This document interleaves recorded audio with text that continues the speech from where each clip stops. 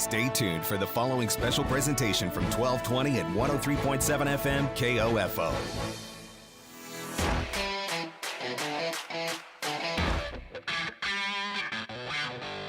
KOFO, your sports source for East Central Kansas, welcomes you to this broadcast of Ottawa University Braves Soccer. Our OU Braves soccer coverage on KOFO and KOFO.com is being brought to you by Kansas State Bank, Dingle & Son Mortuary, Kramer Pharmacy, Quality Structures, and by Arvest Bank, the Ottawa Herald, Advent Health Ottawa, and Lamb Roberts Price Funeral Home.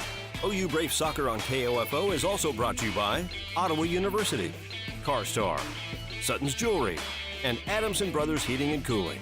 Now let's go to the field and join KOFO's Luke Queen for OU Brave Soccer.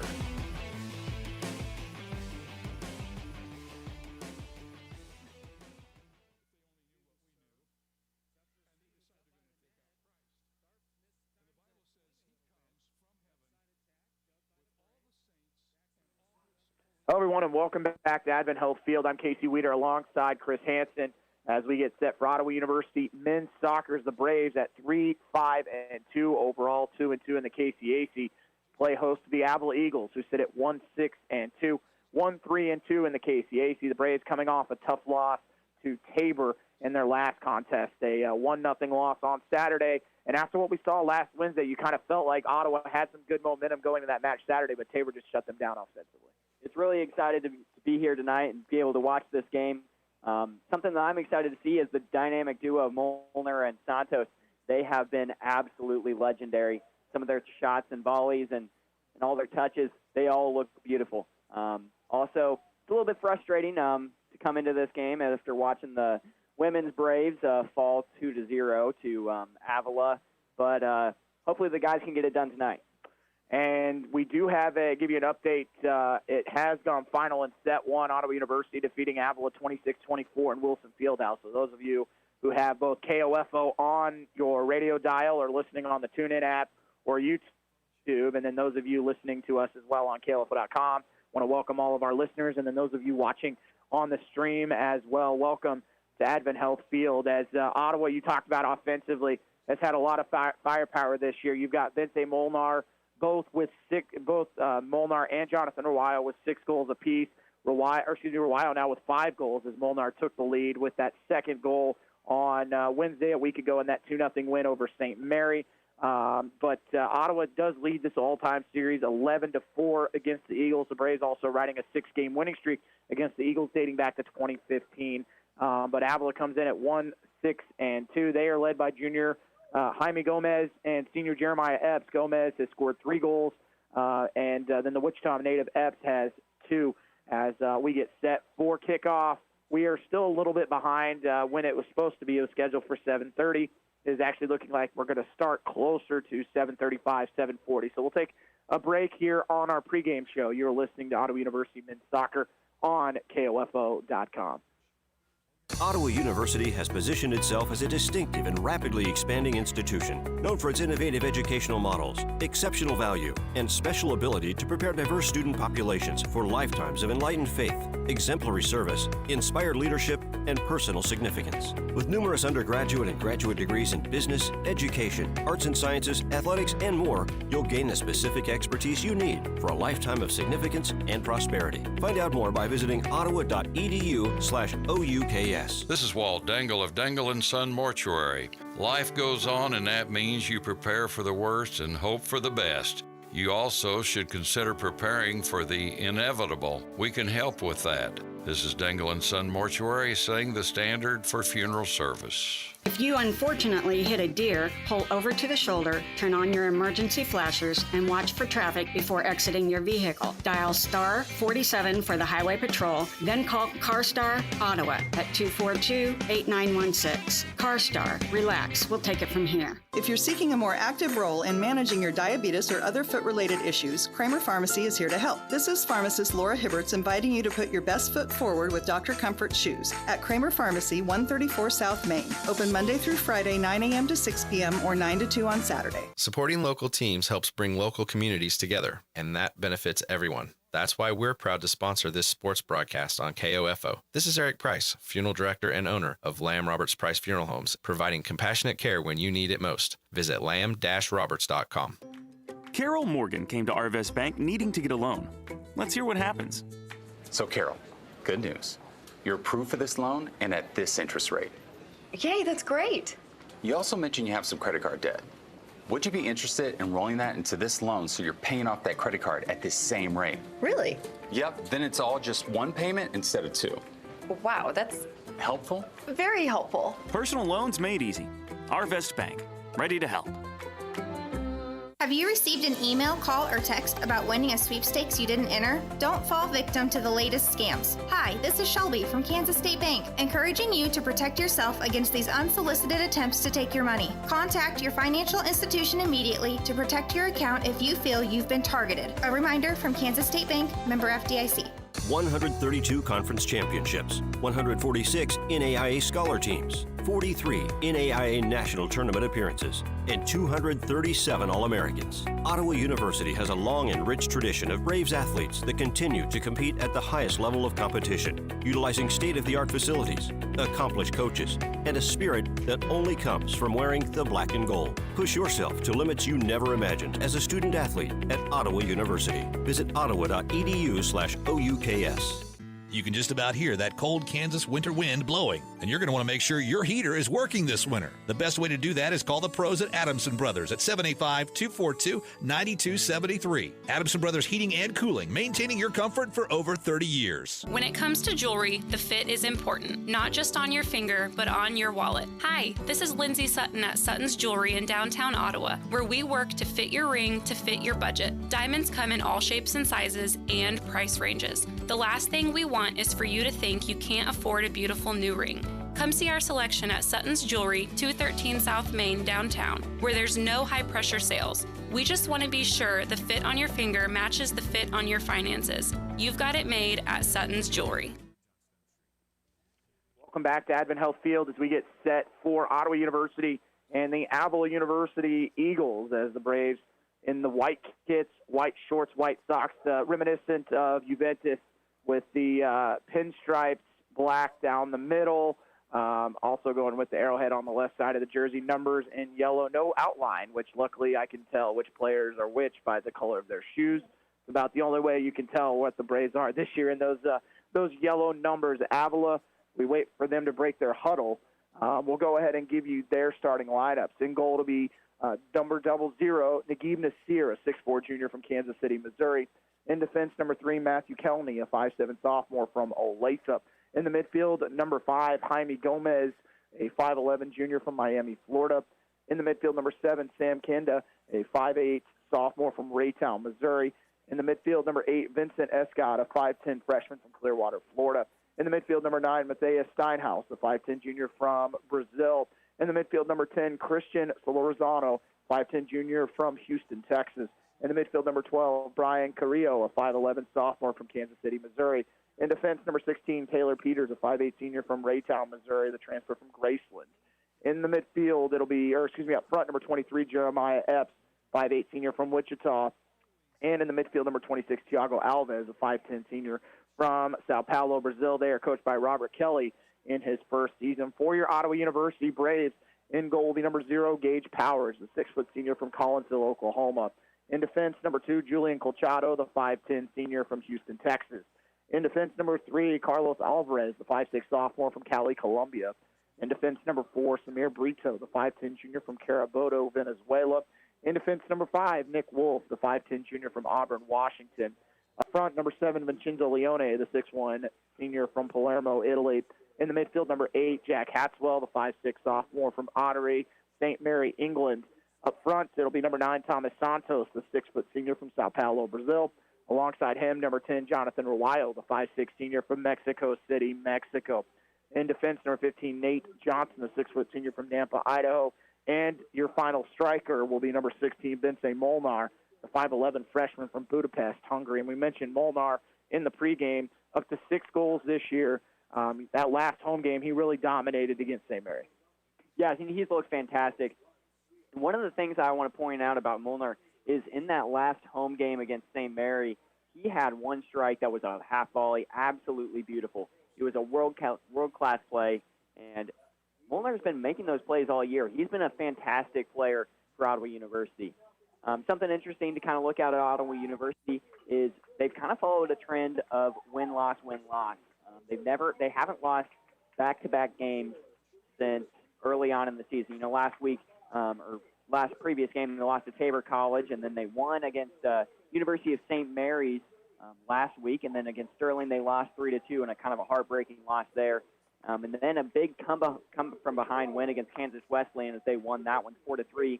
Then Park University, they lost 3-0, and then a tie, and then a win. So they have not had back-to-back losses since August. It's been a long time, and hopefully they continue that right here. Kind of a good trend as they're now coming off of the 1-0 loss, so maybe they'll continue to show that bounce-back ability that they've been able to do and take a win today against Avila. Something also to kind of mention, talking about the weather again, currently 70 degrees, overcast, and then the humidity definitely kind of raising up a little bit more. It's 78%, still not that bad for Kansas. Compared to last Wednesday when the whole press box was fogged up because of the humidity, had to be around 90. I mean, it was miserable here, so I'm sure these players will take it.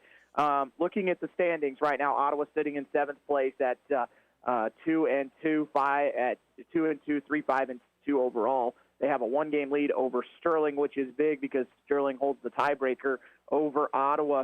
Braves, though, could move as far as 6th place with a win tonight. Southwestern also tied with them at 2-2-1. Bethel at 3-1. Tabor 4-1, along with McPherson as they're tied for 3rd. Friends 4-0-1. And then, of course, the national runner-up from a year ago, Oklahoma Wesleyan, sits at 5-0. They are currently number 3 in the country as we are just about set. Avila in the purple jerseys, black shorts, black socks, as they have Avila across the chest in white, numbers in white. Kind of an interesting kit. They've got the purple, solid purple, and then they've got the white kind of variant on the jersey at the bottom. That's kind of a unique look for them, as their keeper will be in the blue. That is Naguib Nasir, and he's at 6'4". Definitely going to be has to be the biggest keeper Ottawa's seen this year, except St. Mary last week had a kid that was 6'6". So maybe I'm just a little surprised by that. Gage Powers in the net, the 6-foot senior from Collinsville, Oklahoma, has kind of regained that starting spot. You saw him and Coronado kind of switch off for a few weeks, but Gage Powers, the senior, gets the nod again tonight against Avila. And Gage Powers, he played well in the last several games. Now against St. Mary's, he really just had no action, which was, good for Ottawa University. He almost saw he had about like 1 or 2 shots, and those really were just kind of slow rollers over to him. But he's done a good job, and definitely if you're Ottawa University, you should feel pretty confident in him. And we are underway. Ottawa gets the kickoff to start it in those white jerseys with the yellow numbers. And Ottawa on the back of the jersey. Braves in the 3-5-2 as they're just going to play it around the back. Brito will be in the middle, Johnson out left, and Wolf out right. And quickly, Avila creating a turnover on the clearance. They've got some time here. It'll be Epps looking outside, and then Wolf there to take it away for OU. And Ottawa loves to build out of the back. That's something they did a really good job of against St. Mary, absorbing pressure a week ago. And right there, right as Avila was on the attack, Ottawa showed some really good defensive form there, playing their zones, kind of holding their positions, and then ultimately got to the interception there. Carlos Alvarez playing that wing, that outside wing position, as he's listed as a left midfielder, but we've seen him drop back. Loves to overlap as well as Ottawa just kind of pinging it back and forth right now, making sure everyone kind of gets a touch on the ball early on. And, speaking of Alvarez, he has some serious hustle. Last week, Luke and I, we were watching him, and we just call it Alvarez hustle because the dude he's fast, he applies the pressure, and he seems to never run out of energy. One player that we did not see in that game last week was Julian Colchado. It was Colchado on this near side, and then Alvarez on the far side, kind of what we've seen all year.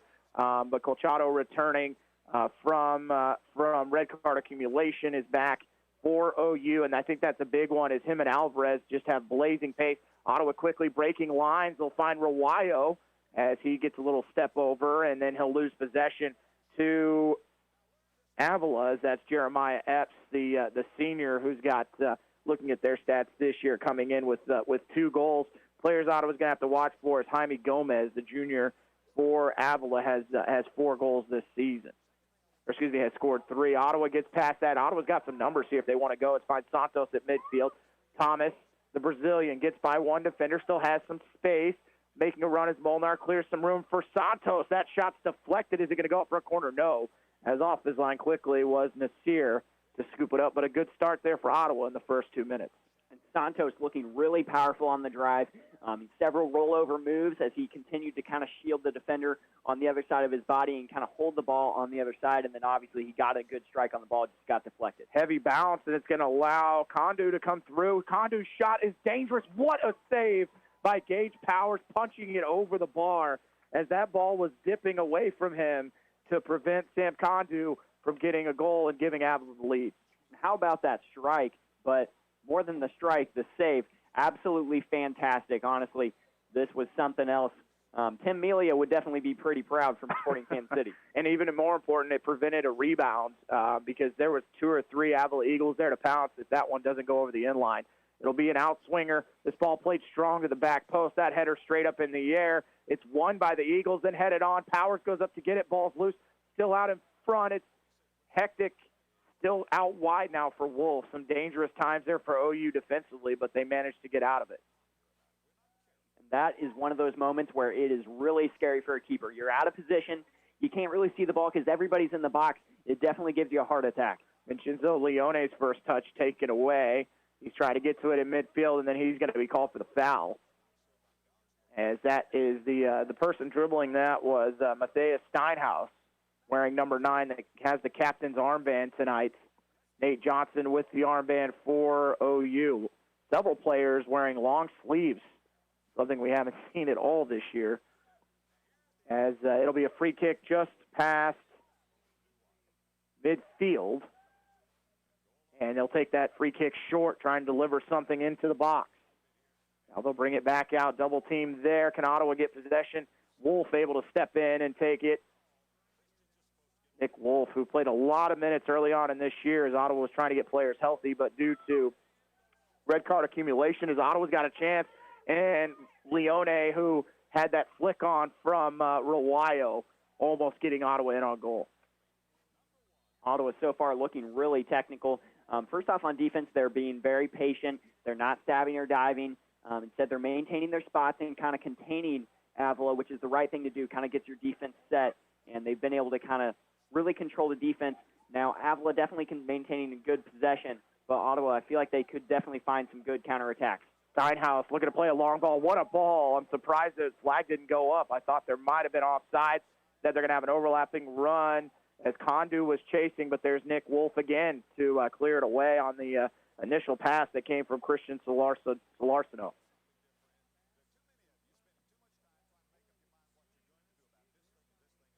Solarsano out wide. Kondu tries to clear it or cross it into the box. Instead, it goes over the end line. It'll be a goal kick for OU.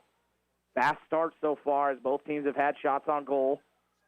But Avila probably with the best chance so far, forcing that really nice save from Gage Powers.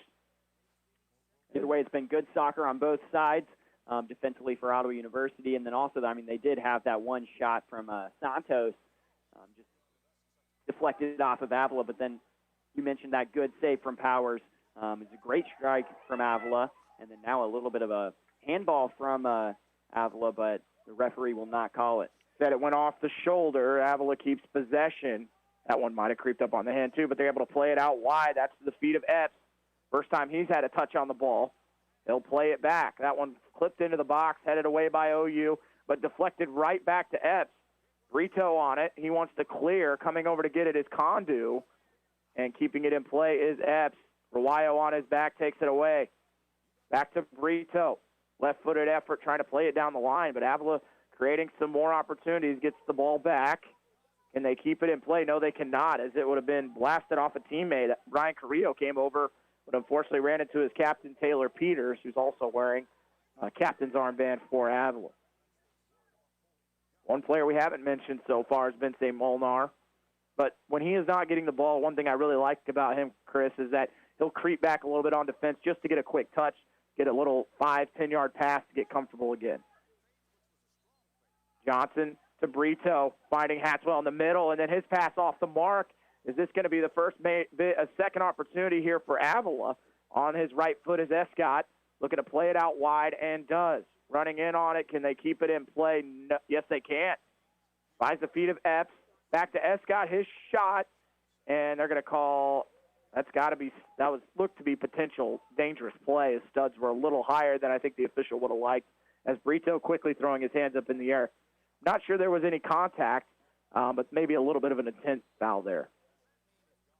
Yeah, for sure. And it looked like really Avila was just trying to kind of get a little bit of a sliding shot off, but obviously they were not able to do so and ended up getting called for the foul. Wolf out wide for Colchado. Back to Wolf in the middle for Rawayo. His shirt is tugged hard, and he'll go down, and that's the first foul called on Avila. And then Rawayo tries to take that quickly. The official saying play on, actually deflected off an Eagle. Finds the foot of Santos as he crosses midfield, looking out wide, but read quickly by Matthew Kelney. Santos usually really good at threading the needle, but right there kind of looks like he just didn't seem to see the defender and pass it right into him. In the middle of the field for the Eagles is Condu, and a whistle and a foul called, and an opportunity for the Eagles from 36 yards out. Walk it up another yard. It'll be 35 yards out, middle of the field for the Eagles, who after the initial 2 or 3 minutes for the Braves, you'd have to say Avila's been the better team. It's 36 minutes and 27 seconds to go in the first half.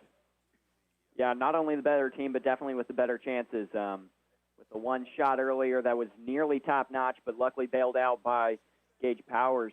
But right now, Avila's definitely maintained possession, but not only maintained the possession, they've had it in Ottawa University's half most of the time. It's been dangerous possession, not just kind of banging it around in the back, really just kind of wasting time, but instead it's been productive. It'll be Steinhaus to take it, the Brazilian with the right foot, dipping, Powers punches, but right back into the middle, and Condu was going to finish, but a whistle and a foul called on the Eagles. And Ottawa going to play that ball quickly, out wide, looking for Leone. He tried to let that ball skip by him and continue his run, but the defender waiting for it takes it away. You hear head coach Edward Maya telling his team to step up. Too many gaps right now between levels for OU, and Avila breaks it. They've got it out wide, crossing midfield, looking wide. They have numbers. Can Wolf get back in track? He cannot. On the right side is Condu. And over on his left, that ball deflected into the box, cleared out by Ottawa. But one pass just springing the Eagles after Ottawa was trying to move up the field and get a higher line. Throw into the feet of Escott, and Condu's offsides as he started that run a little too early. Right now, Ottawa University really just kind of needs to be kind of tone things down, try to slow Avila's pace down just a little bit, and then kind of find some possession. You know, if they have to work it out from the back, then that's what you got to do. But right now, they've been going ambitious, just like right here, as they're trying to find Alvarez down the line, and Avila just gets a pretty easy interception. They need to start pinging the ball around and kind of working it up slowly rather than trying to get the entire field with one long ball. Avila is coming off a draw against Southwestern in overtime, 0-0. And they've got to feel good about that. Southwestern, who sits one spot ahead of Ottawa in the standings. As Santos gets a very good bounce, that ball from Rawayo was always going to go wide, but he takes his first shot as it skips wide of the Sears net. And it's good to see Ottawa University definitely taking shots. Even though it's not on goal, it's kind of making sure that keeper knows he's got to stay awake. Ottawa University's still there. They can take shots. They've got some people who are good shooters, and it's good to always get to kind of test that keeper. Braves, going into that game on Saturday, had scored 7 goals in a 3-game span, and then they were held scoreless against Tabor. Nice job by Rawayo. They're going to call the foul. Thought he had gotten to the ball first. Condu goes down, and another opportunity with a free kick for the Eagles. And now he's going to make him bring it back. Will the official.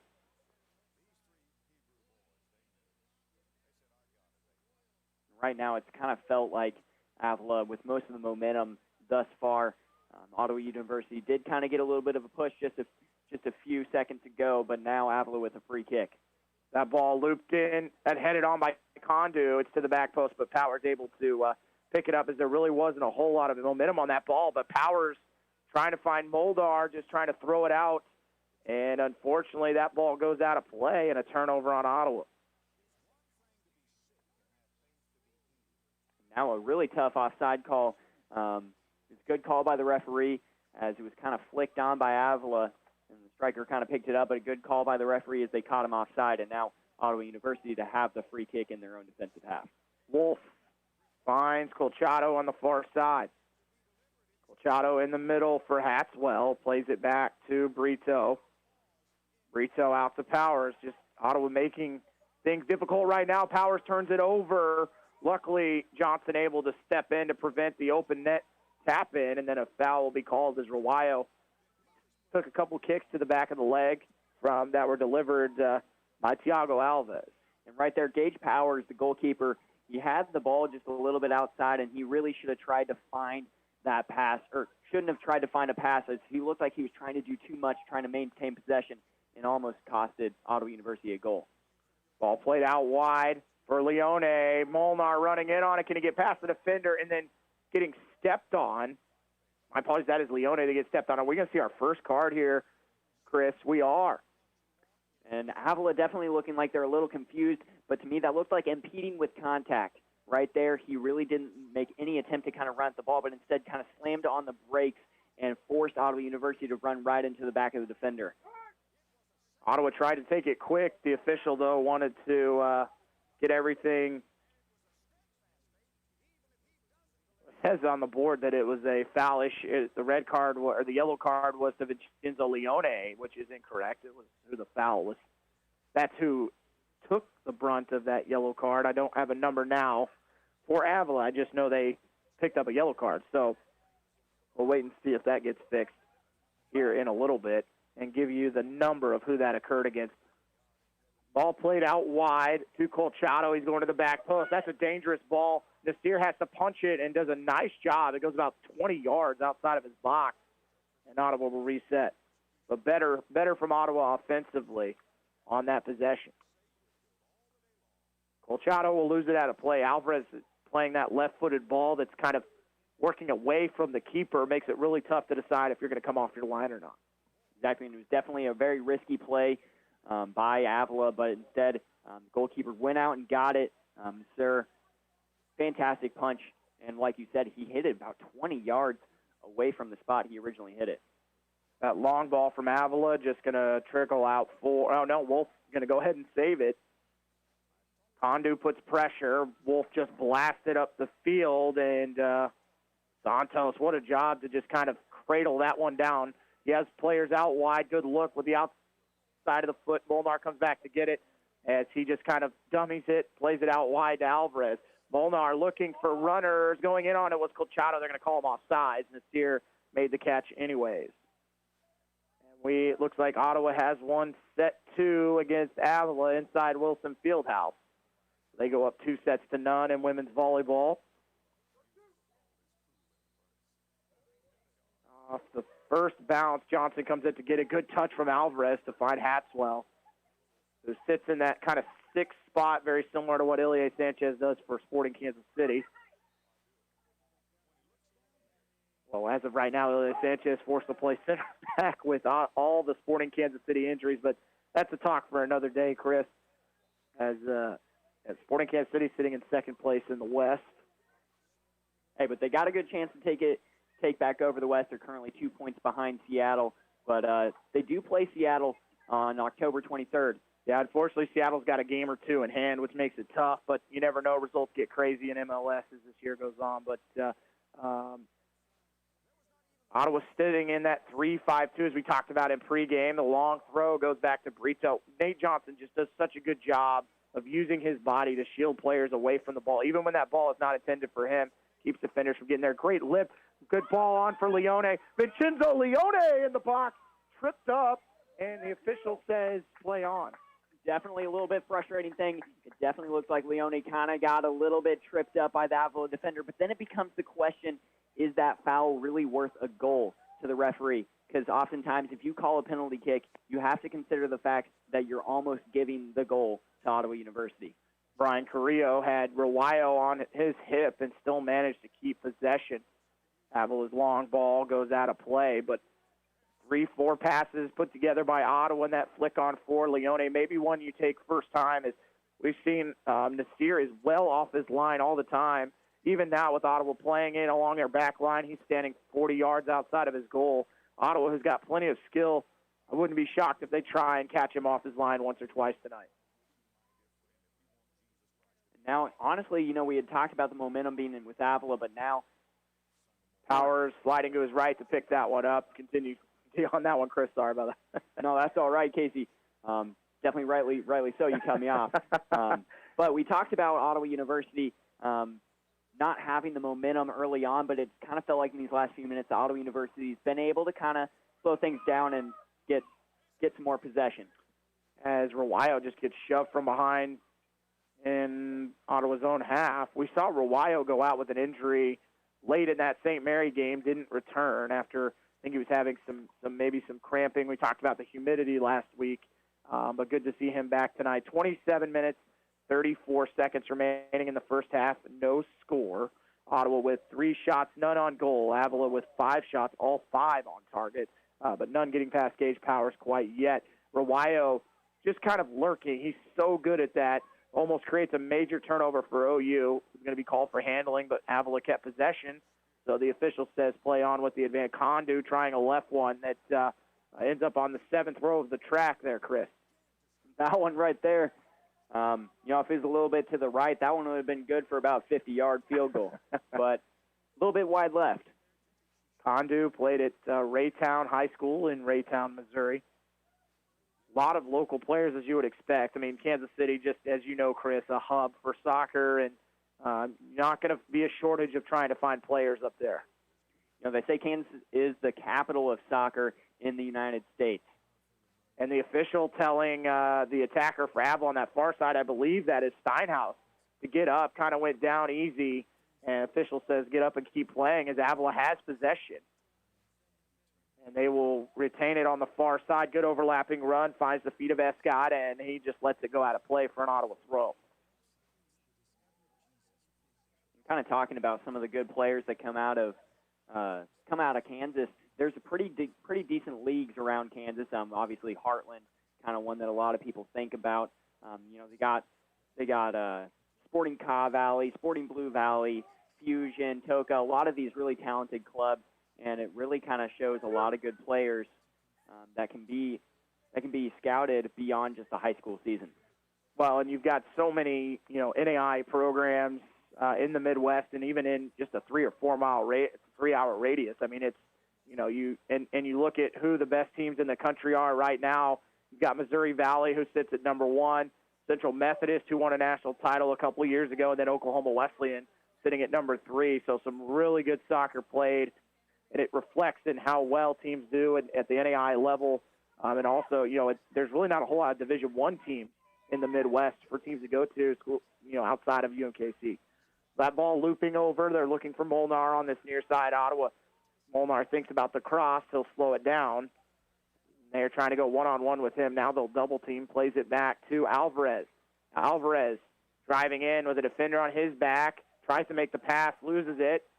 Played right back to Johnson. Dangerous tackle, and they will give the foul. And again, they're going to say dangerous play instead, as they didn't make contact. But as I said, studs up. You've got to call that. And right there is Christian Solorzano, who's kind of upset about that call. And he made a clean tackle, but on the other side of him was another Avila player that kind of sandwiched Ottawa there. That ball played back in the middle, but they're going to say it did go over the inline. The long ball played from Johnson, searching for Vincenzo Leone, as it'll be a goal kick for Avila. 24 minutes, 23 seconds remaining in our first half. We're here on KOFO.com. Casey Weeder alongside Chris Hansen for Game 2 of our doubleheader. For those that didn't tune in for Game 1, a 2-0 win for the Avila University women's soccer team over Ottawa University, 2-0. as they picked up a goal with 15 minutes remaining in the first half and then got a PK with 6 minutes remaining to finish off the Ottawa University Braves women's soccer team. As there was a red card late on Avila, as Ottawa had a look from about 19 yards out, but unable to take advantage as they fall 2-0. Here it is 0-0 our score in our men's contest, and we get something here. Steinhaus out wide, plays it into the middle, headed away by Brito. Coming back is Leone, and then blasted upfield by Jack Hatswell, as Ottawa able to avoid the danger again. But again, Avila coming forward. They're looking to play it out wide. It's on the foot of Escott, the captain, as they try and usher it out. Dangerous play on the back hill from Colchado, and Wolf, luckily paying attention, able to clear it up the field. Definitely something that I bet gave Coach Maya a little bit of a heart attack. You don't usually want to play it up the middle when you're in your own defensive half, but right there, luckily it worked for Ottawa University as they were able to clear it out. Molnar, tracking all the way back, is going to play it to Powers. Takes a touch, switch fields, and now back to Powers. Out wide for Wolf. Ottawa wants to stretch Avila, and that's what they've done right now with Wolf, trying to play it down the line, but instead he has to step on it and play it back towards his own goal, as Avila did a good job shifting to that right side. Something Ottawa has done really well this half is they've not been afraid to pass it back. Sometimes people, when teams can kind of feel like they have to force it forward or at least to the side, but Ottawa University is not. Avila with possession. Nice step over from Solorzano. He works out wide. Has Alvarez with him. Into the middle right side is Kondu. His cross is wide, and they're going to say it went over the end line anyways. It'll be a goal kick for OU. No subs yet for either team, as Avila with 6 shots, 5 on target. Only committed 1 foul to Ottawa's 3.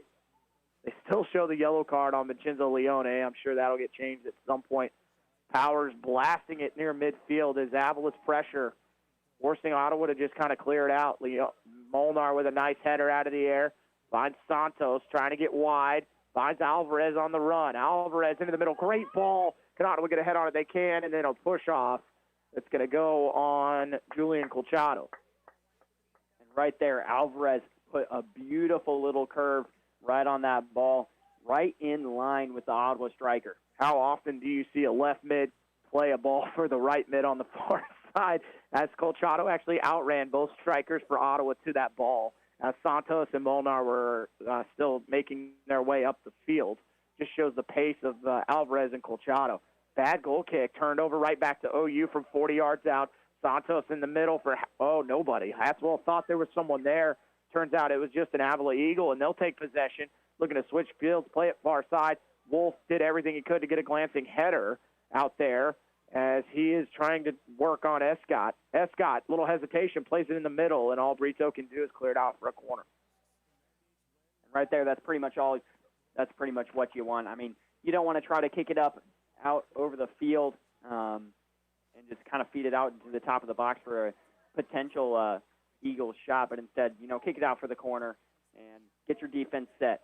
Now, obviously, a corner not a great opportunity or not a great thing that you want as a defense, as it is a good opportunity for Avila right here. Second corner for the Eagles. It's an in-swinger, but it stays out wide, and it's cleared away easily by OU, and then a whistle and a foul called on Avila. That is foul number 7 on the Eagles. As John Willie waiting to enter this game, he'll come in on the next sub. Had a big impact in that win over St. Mary, as Willie, who's normally an attacker, had to play out wide after the red card accumulation to Julian Colchado. Alvarez, great skill. Can he keep it alive as he was getting an overlapping run? Santos not able to get there in time, and now John Willie will enter for OU as Willie, the 5'10 junior from Mount Laurel, New Jersey. We'll see who comes off.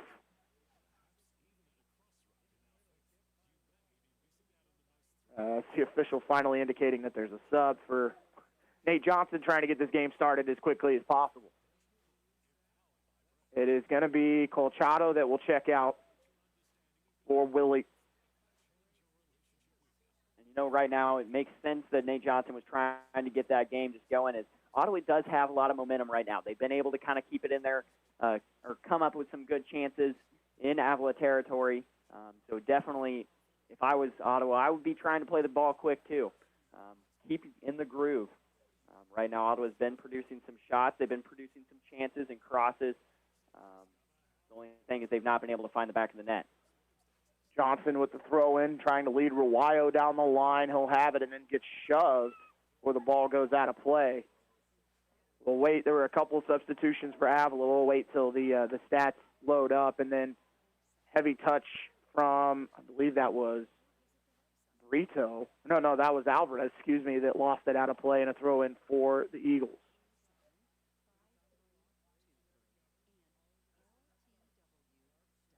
Suddenly we're having a lot more throw-ins on this side. It seems like, and now there's another one, it seems like Ottawa University and Avila can't get it out of this little section of the field. No, they cannot, and now Ottawa's going to get a throw-in after the bad touch from the Eagles. You said it's just kind of stuck on this near side. Hatswell with a heavy touch. It does go back to Ottawa, though, and they'll reset, playing back to Powers in goal. 17 minutes, 50 seconds remaining in the half. No score between the Braves and Eagles. Johnson just going to carry down to the near side. Just kept waiting for him to play that ball. Can Santos get onto it? He does. Can he get a shot off? Ball blasted out wide, and it's going to be a foul on Ottawa as Leone, again, didn't see the defender there. And that is definitely not on purpose. That's unfortunate. That he caught the defender like that as he was just rearing back to take a shot. And, right there, something interesting is on that chance. They may have not gotten a shot, but that was definitely a prime opportunity for Ottawa. Santos does well to kind of stay persistent and get that ball. Just unfortunate that he couldn't find his right foot or left foot on the ball. And we're going to wait and see here. The player for Avila still down.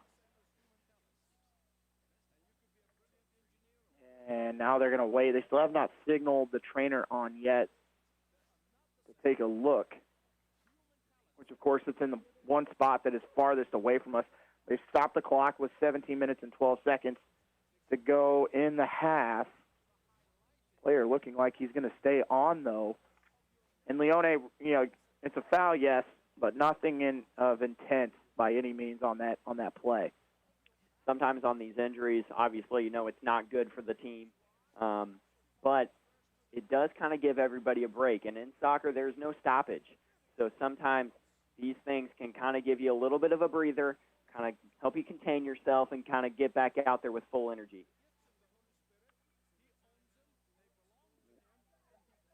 We wait to see what the official's decision is. I was a little worried after he had the conversation with the AR that we could see a yellow card there, but that is not the case. So it'll just be a free kick for Avila. Try and get a number on the injured player. The left back on that far side, which of course we cannot see, as actually, that is going to be Matthew Kelney, who is the injured Eagle, but he seems to be okay. As the clock is back running, 16 minutes, 45 seconds to go in the half, as Avila will have possession at midfield.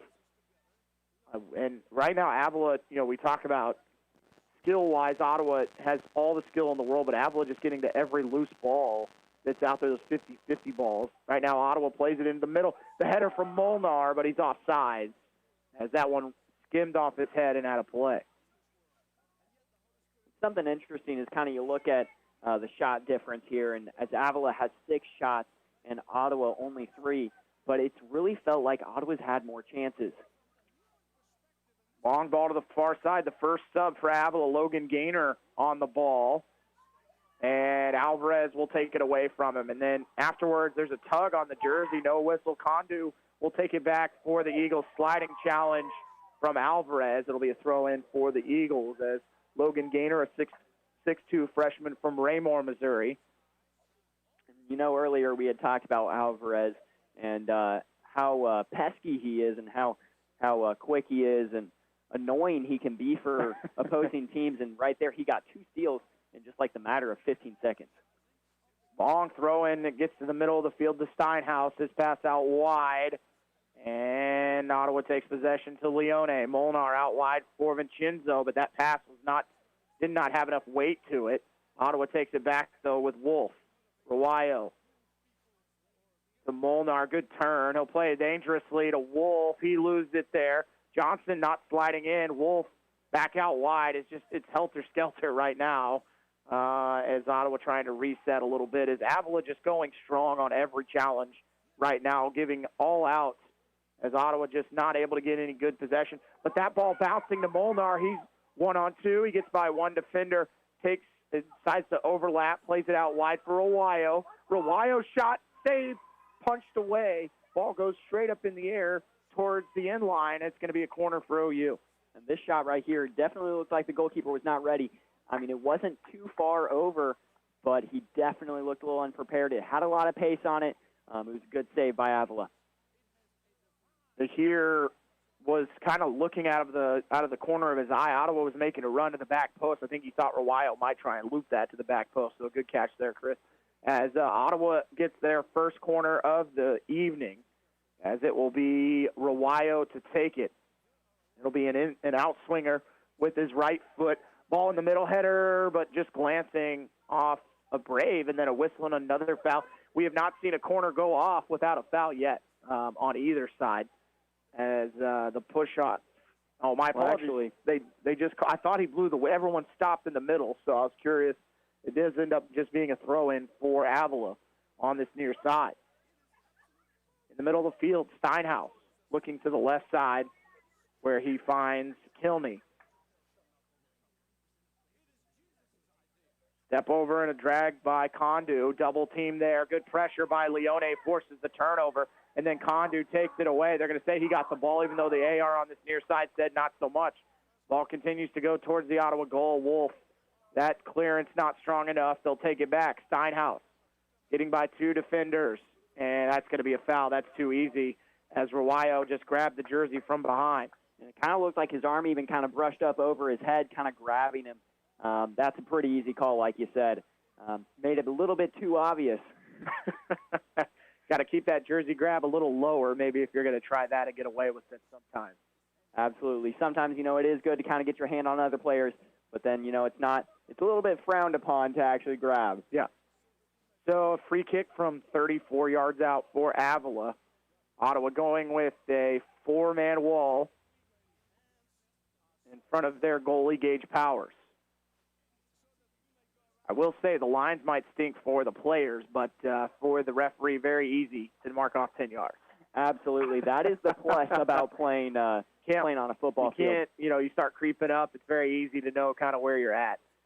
As the official ends up walking it off anyways with 12 minutes and 15 seconds to go.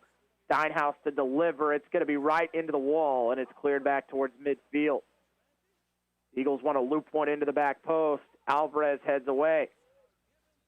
Back towards the 18 from the Eagles, and then Nate Johnson does Nate Johnson things and clears it out of the box to his teammate Thomas Santos.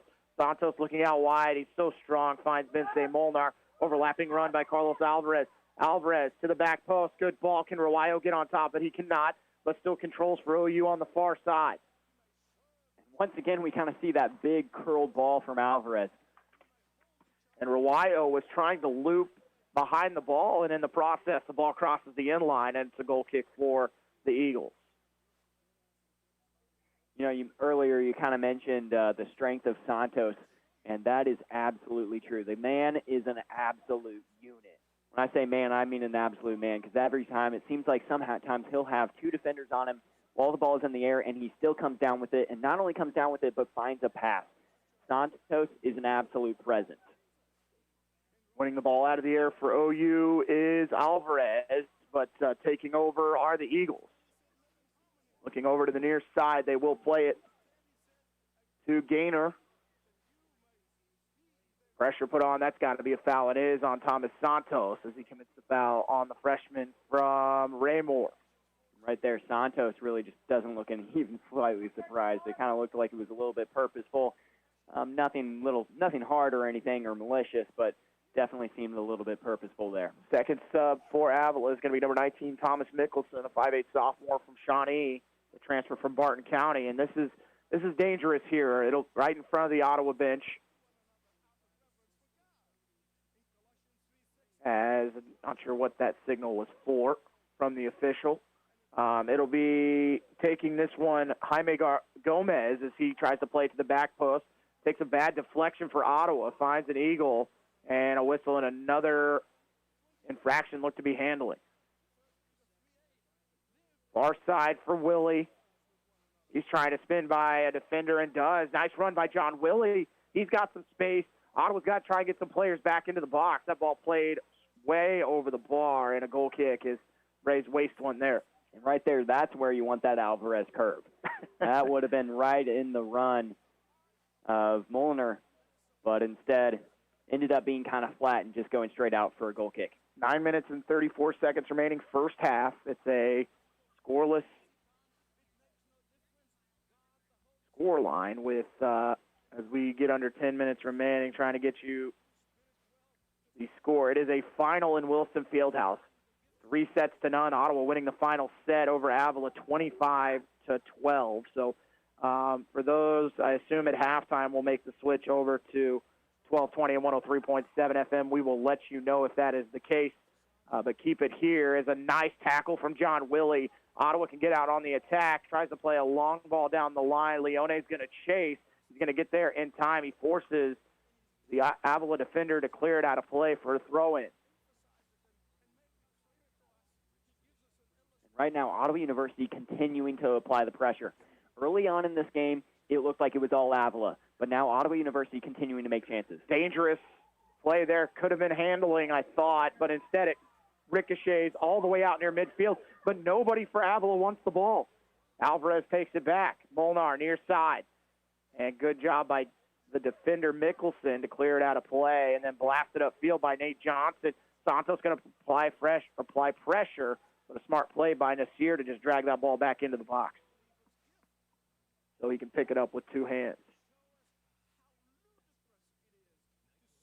8 minutes and 7 seconds left in the half. No score. Here with a punt that goes about 70 yards. Going to be headed out to the far side to John Willie. And John Willie, again, what a move to clear some space and then just cleared into the street. And now is he going to call a foul? No, he is not. I was waiting for the whistle as he blasts that one into someone's backyard. Sadly, at this level, it's not a souvenir. Thought that was only in arena football where they give you, even if you go to an MLS game, they still make you give it back, unfortunately. I've caught one of those before at Sporting Park when you sit in the Cauldron, or the ones that you see in pregame, too. Turnover here for Ottawa. Leone, another heavy touch. Nice sliding challenge on the far side from Brian Carrillo. The throw in for OU, 7 minutes and 10 seconds remaining in the first half. Ottawa has been outshot 7-5. Avila with 5 on target, Ottawa with just 1.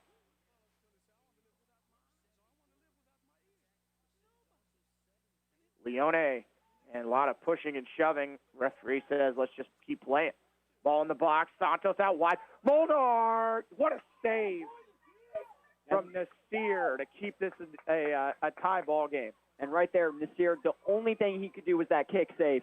Absolute fantastic reflexes there from Nasir. And now Avila wants a piece. They're going to get deflected away by Wolf. He goes down in the box, and then it's cleared away by Ottawa as Joel Sterling checks in for the Eagles, and he's going to be called for the foul. Sterling, the 5'6" sophomore from Blue Springs, Missouri. Good recovery by Wolf. That could be, stepping on top of the ball and going down, still managing to get a challenge in, as that could have been disastrous.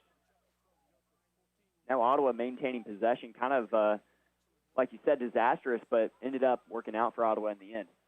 6 minutes and 3 seconds left till halftime, no score. But we've had some close moments in the last few minutes. Here goes Thomas Santos. Santos by the defender. Has 2 defenders on him. Can he split him? He goes down. The official says play on. Then say Molnar. Can he finish? No, he goes down in the box. And the official says play on as Molnar holds his left leg.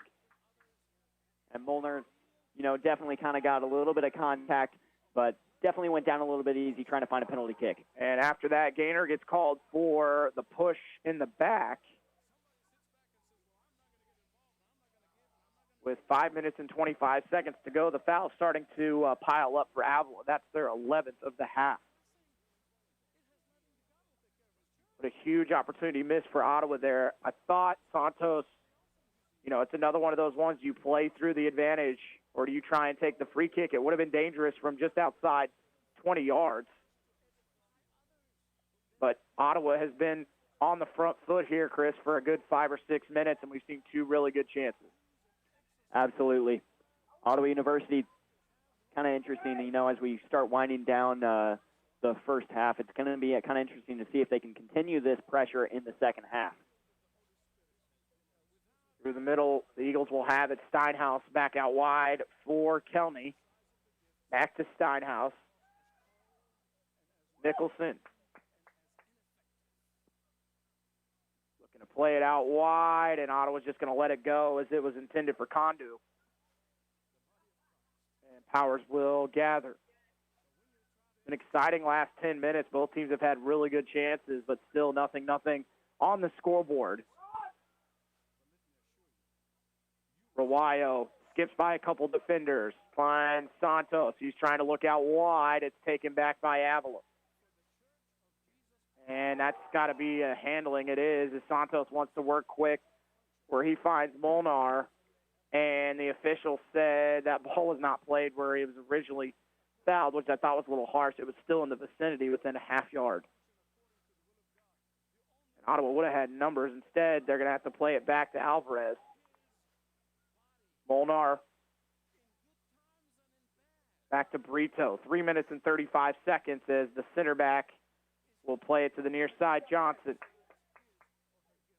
coming up to get it. Rawayo, good flick on for Hatswell. Not often you see him this far upfield. Jack looking inside for Molnar. Will he take a first-time effort? He will. It skips to the right of Nasir. Would have been wide anyways, but makes the save for another shot on target. Good to see Molnar starting to shoot. As we know, he's got a pretty good strike, but it'd be nice if we could see Ottawa University kind of trying to find some opportunities that are a little bit closer in on the goal. Nasir with another deep punt. It's headed away, though, by Brito. And another header near midfield, out wide to John Willie, as he just lets it go out onto the track with 2 minutes and 48 seconds to go in the half. Plays it back to Wolf in the middle to Hatswell, trying to turn on it, and he loses possession. Out to Gaynor. Gaynor gets by Johnson. He wants a shot, but it's wide of Powers. It'll be a goal kick for OU.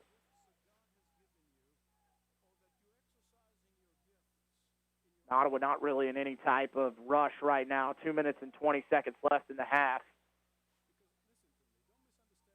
Want to avoid giving one up here before the break, especially with how well you've played towards the end of this half. Long ball headed straight down to Alvarez. He can't gather, and they turn it over, and Avila decides to play it back to Jaime Gomez. Back to Nasir in goal, but that's picked off by Willie. His touch heavy, taken back by the Eagles, as no one can really gain any possession right now. Middle of the field for Diego Mares. Out wide. Dangerous touch here for the Eagles. Looking wide for Kondu. That touch was heavy, and Kondu and Rawayo run into each other, but that ball does go out for a goal kick. Number 13, Diego Mares, the 5'9" junior from Goiânia, Brazil. Minute 20 to go in the half. 0-0 score. We are at Advent Health Field at Ottawa University. The Ottawa University Braves playing host to the Avila University Eagles in KCAC play. As Willie goes down in a heap on the far side, they do call the foul. As we creep towards a minute, and afterwards, they're going to stop, and this is going to be a yellow card for delaying the restart of play. Now the Avila captain coming up and talking to the referee. It's always kind of a privilege to wear that captain's band and be able to have those conversations. Trying to find out what number that is. That's either 17 or 12 that got that yellow card. It goes actually against Diego Guimaraes, who just checked into the game. So he picks up the yellow. Can Ottawa get a chance here with a minute left? It's Willie, and then hit back into Mulberry Street on the far side. It'll be a Ottawa throw-in. 40 seconds remain. Another one cleared out onto the track, and that ball is into the street as well. Now the ball boys really kind of getting busy. Well, Avila knows how much time is left in the half, and right now any clearance you have, that one headed into the box. Can Ottawa get a shot off? No. Cleared away by the center back and flicked straight up in the air. Willie trying to win a header. It's hit right back into the middle to the Eagles. And tracking back is Vincenzo Leone with 10 seconds. We get towards 10 seconds to go in the half. Willie coming back to get it. Wolf, nicely done, blasted away, and that's going to do it for our first half. No score between Ottawa and Avila as we hit halftime. We'll take a break. You're listening to Ottawa University Men's Soccer on 1220 and 103.7 FM at KOFO. Quality Structures is helping you build the rural American dream today. No more some days. Whether you're wanting a garage for your toys, a riding arena for your horses, or storage for your equipment, Quality Structures is there. Visit Quality Structures in Richmond or online at qualitystructures.com. Turn care into career with Advent Health Ottawa. Clinical, non-clinical, and professional roles are waiting for the right people, and you could be one of them while earning a minimum starting pay of $14.50 per hour. Log on to careers.adventhealth.com/Ottawa today. At Advent Health Ottawa, nothing is more important than you. Ottawa University has positioned itself as a distinctive and rapidly expanding institution, known for its innovative educational models, exceptional value, and special ability to prepare diverse student populations for lifetimes of enlightened faith, exemplary service, inspired leadership, and personal significance. With numerous undergraduate and graduate degrees in business, education, arts and sciences, athletics, and more, you'll gain the specific expertise you need for a lifetime of significance and prosperity. Find out more by visiting ottawa.edu/OUKS. This is Walt Dengel of Dengel & Son Mortuary. We have only a short time to make arrangements and take care of countless details. We pride ourselves in directing funerals that are flawless. Dengel & Son sets the standard for funeral service. If you're seeking a more active role in managing your diabetes or other foot-related issues, Kramer Pharmacy is here to help. This is pharmacist Laura Hibberts inviting you to put your best foot forward with Dr. Comfort Shoes at Kramer Pharmacy, 134 South Main. Open Monday through Friday, 9 a.m. to 6 p.m. or 9 to 2 on Saturday. Learning to work as part of a team is a trait that not only benefits students and athletes now, but can help them as leaders of tomorrow. This is Eric Price, funeral director and owner of Lamb Roberts Price Funeral Homes, proud to sponsor this sports broadcast on KOFO. Visit lamb-roberts.com. Eddie Thompson came to Arvest Bank looking for a new checking account. Let's hear what happens. So Eddie, that's my Blue Checking. With free Blue Checking, you get e-statements, access to our Arvest Go app. Wait, by free, you mean it's free for the first 6 months or something? No, it's actually free. But what about monthly fees? Nope, no monthly service fees. Wow, that's really helpful. Very helpful. Free yourself from monthly fees with free Blue Checking. Arvest Bank, ready to help. 132 conference championships, 146 NAIA scholar teams, 43 NAIA national tournament appearances, and 237 All-Americans. Ottawa University has a long and rich tradition of Braves athletes that continue to compete at the highest level of competition, utilizing state-of-the-art facilities, accomplished coaches, and a spirit that only comes from wearing the black and gold. Push yourself to limits you never imagined as a student athlete at Ottawa University. Visit ottawa.edu/OUKS. You can just about hear that cold Kansas winter wind blowing, and you're going to want to make sure your heater is working this winter. The best way to do that is call the pros at Adamson Brothers at 785-242-9273. Adamson Brothers Heating and Cooling, maintaining your comfort for over 30 years.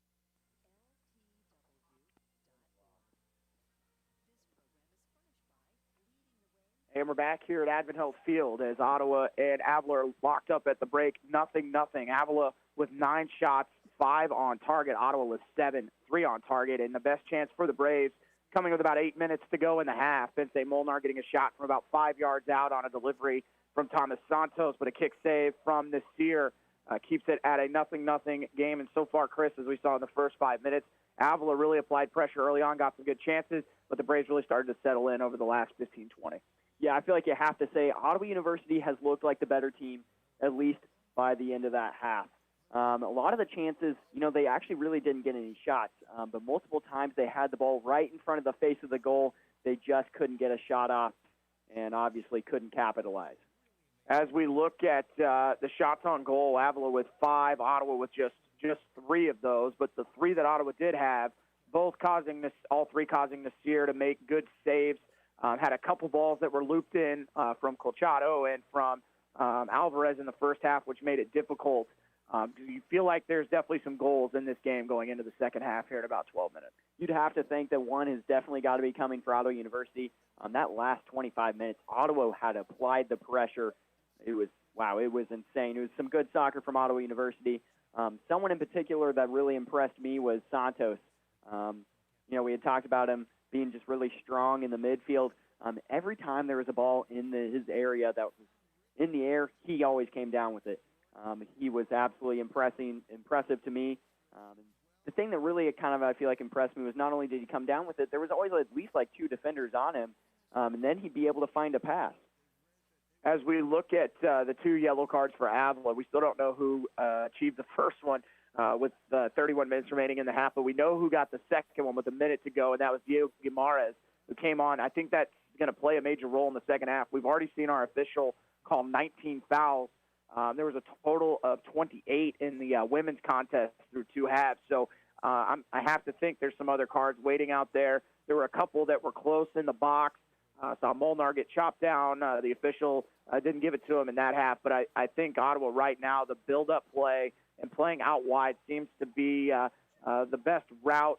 But we saw Hatswell make a couple runs there towards the end of the half, getting from that center defensive mid spot that really gave Avila some problems. But again, Ottawa's been susceptible at times, to the counter as well this year. So just a matter of kind of finding that balancing act. Indeed, in Ottawa University, they've been able to push up a lot of defenders. Somebody who really has been able to move all around the pitch is Alvarez. Carlos Alvarez, he has absolutely been everywhere on that left side of the pitch. He has been back on defense. He's been back up, making big-time crosses. Obviously, he had the few curled crosses that were right in stride. Little upsetting that Ottawa wasn't able to get a goal off of those, but still, Alvarez, he's playing all over the place. He's playing fantastic thus far. As we take a quick break, I want to remind everyone a final score in the women's contest. And earlier today, a 2-0 loss for the Ottawa University women against Avila. But back on KOFO as we are now on 1220 AM and 103.7 FM, as you heard. Luke Queen with the call, a 3-0 win for Ottawa University volleyball as they stay undefeated in KCAC play. I want to welcome all of our listeners back as well that were listening, that were joining us on KOFO.com. We'll take another break as Ottawa and Avila locked up at 0 as we're about 10 minutes away from the second half. You've been listening to Ottawa University Men's Soccer on KOFO. Ottawa Bible Church is a growing and thriving gospel-centered church. I'm Dave Edwards, a member of OBC, and I'd like to invite you to join us each Sunday morning as we gather for a rich sense of community, lively worship, and the expository preaching of the Word of God. We offer a mid-morning breakfast at 8:45, adult and children's Sunday school at 9:15, and services are at 8 and 10:15. More about us can be found at ottawabiblechurch.com. We hope to see you soon. Needing work? Want to do something different? KOFO is looking for someone to fill a part-time position as the host of the Sunday morning gospel favorite show. No previous experience is necessary, but must have a good work ethic, good communication skills, be familiar with computer operations, and have your own transportation. If interested, send us an email at kofo@kofo.com. No phone calls, please. KOFO is an equal opportunity employer. My community means everything to me. That's why I joined the Army National Guard. I'm proud of where I'm from, and as a soldier, I get to give back to the people that helped me succeed. The training and leadership skills I get from the Army National Guard help me every day when I teach young people and look out for my community. If you'd like to learn how you too can serve part-time in the community you love, visit nationalguard.com. Sponsored by the Kansas Army National Guard, aired by the Kansas Association of Broadcasters and this station. Did you miss your front row seat at Arrowhead last season? Not this year. KOFO and Furniture Loft are sending you back to Arrowhead to watch the most exciting team in football, your Kansas City Chiefs. You and a friend in front row seats to watch the Chiefs. Just stop by Furniture Loft on Market Street in Osage City or Emporia on West US 50 and register once per visit. Only one win per season. No purchase necessary. Must be 18 to win. The next ticket giveaway is for the Chiefs versus the Bills October 10th. Winner announced tomorrow morning at 7:10 during the Brad Howard Early Morning Show. When you have an emergency, who do you call? 911. What do you do if you're unable to speak during your emergency? You text to 911.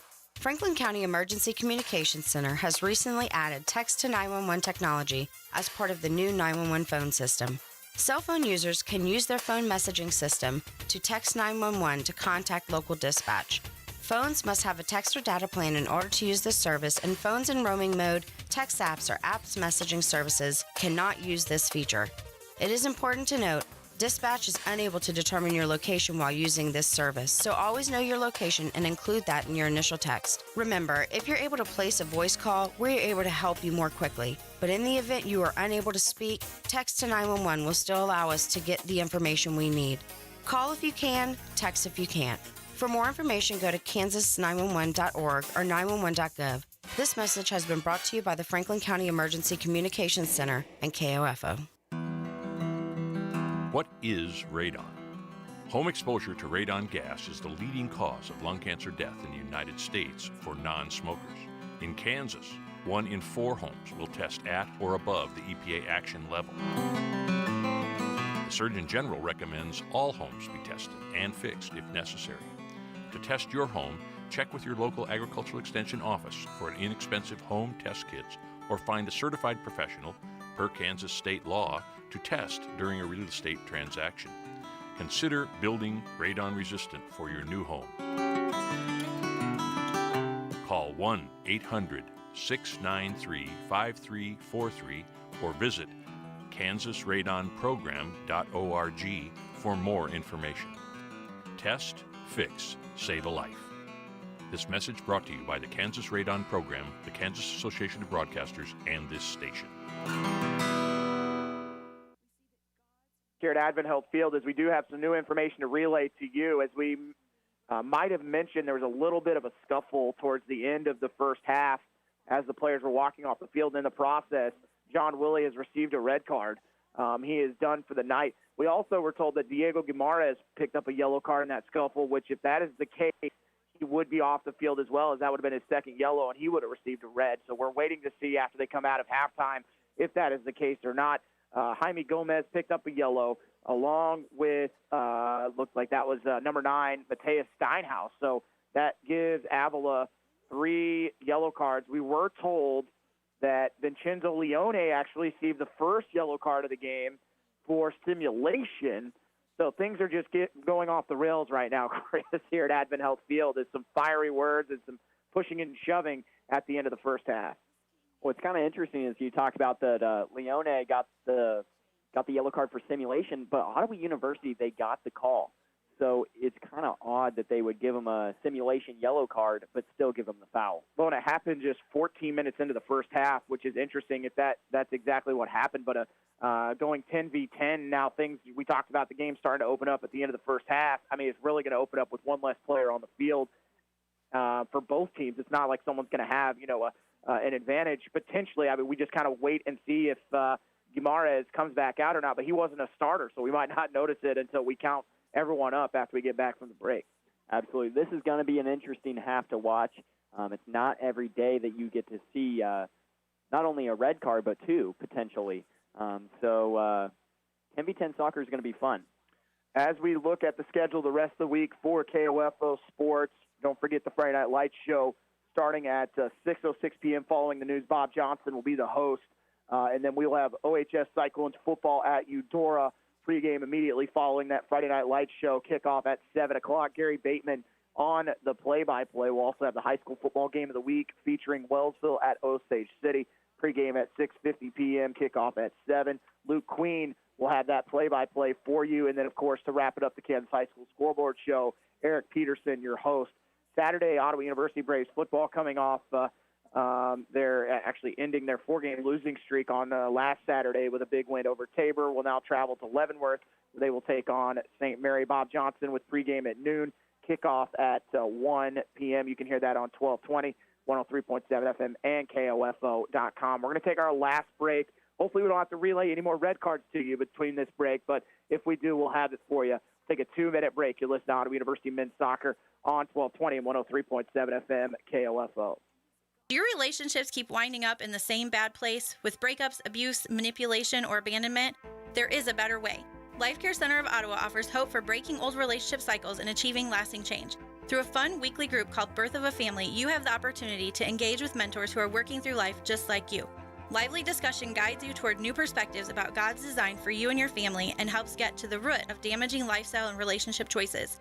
Want to get off the merry-go-round? Call Life Care today at 785-242-4500. Did you miss your front row seat at Arrowhead last season? Not this year. KOFO and Furniture Loft are sending you back to Arrowhead to watch the most exciting team in football, your Kansas City Chiefs. You and a friend in front row seats to watch the Chiefs. Just stop by Furniture Loft on Market Street in Osage City or Emporia on West US 50 and register once per visit. Only one win per season. No purchase necessary. Must be 18 to win. The next ticket giveaway is for the Chiefs versus the Bills October 10th. Winner announced tomorrow morning at 7:10 during the Brad Howard Early Morning Show.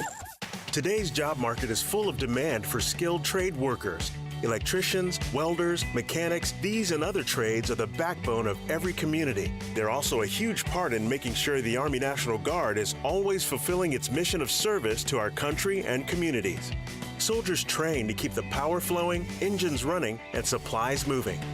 The skilled trades these soldiers perform are the same ones needed in today's civilian workforce. Army National Guard soldiers are on the fast track to learning skills that can set them up for success at home with companies looking to hire the best. With options from plumber to helicopter mechanic and everything in between, soldiers are able to select the trades that best fit their lives. Their resumes are being built through their paid training and part-time service. Find out how you too can learn a trade profession and serve your community and country by visiting NationalGuard.com. Sponsored by the Kansas Army National Guard, aired by the Kansas Association of Broadcasters and this station. Welcome back to Advent Health Field as we wait to count up the players on the field right now as we get set for the second half. As I know the scoreboard says first half on it, but counting up, I counted 11 for Ottawa. So maybe the official thinking in that case it was after play was over. Maybe those players get the red card, they don't get to come back into the game. I mean, I'm not real sure about where we signal this at, but we'll count them up for Avila. For Ottawa, there's definitely 11. And it's looking like there's 11 for Avila too. So maybe just sending those, which is now he's talking to head coach Edward Maya to the near side, and I think we're going to go 11v11. I have no idea.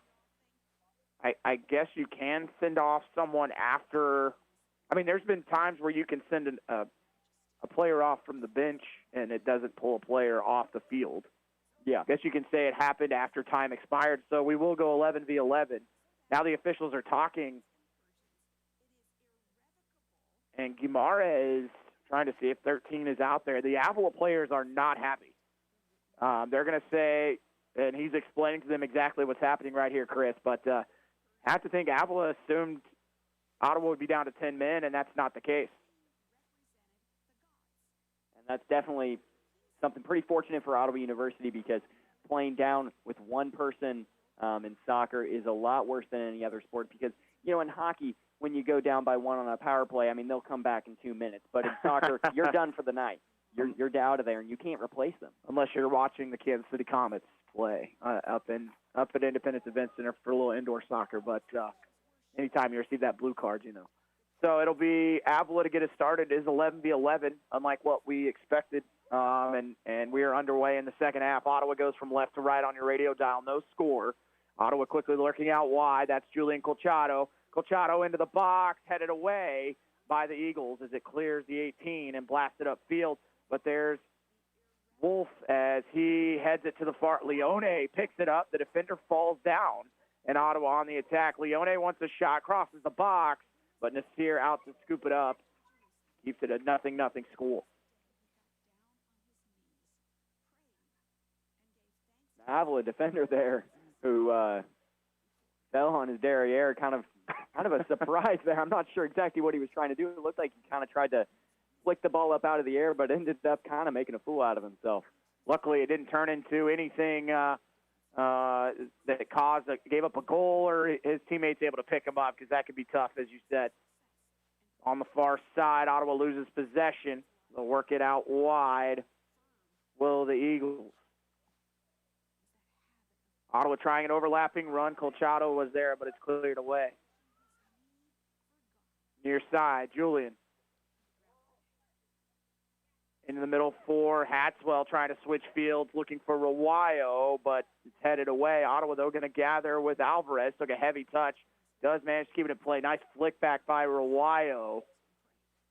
Ottawa, again, really just trying to switch fields right now and get some numbers favoring them as they look to switch the field. And that one just comes off the side of the foot of Colchado. It'll be a throw-in for Avila, but first minute and a half being spent on the Avila side of the field. And, you know, we talked about Ottawa University needing to come out with the same energy that they left in that first half, and they are definitely doing that right now. This has been all Ottawa University so far in this half. Wolf.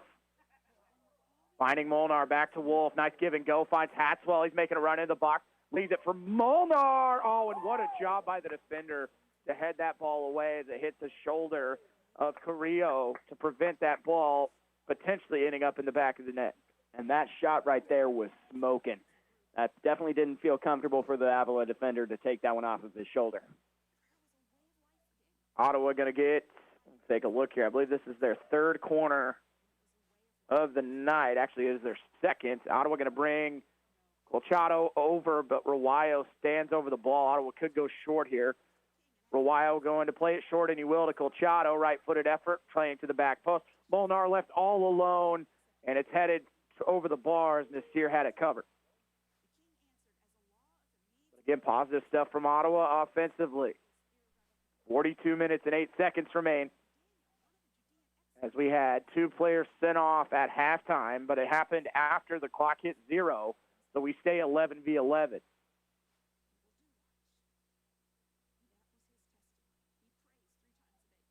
Ottawa does have the wind at their back, how little wind there is in this second half.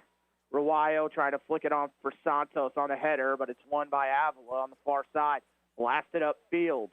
They have runners. And a smart play by Nate Johnson to head it back to his keeper Powers, as there were two attackers right on his hip.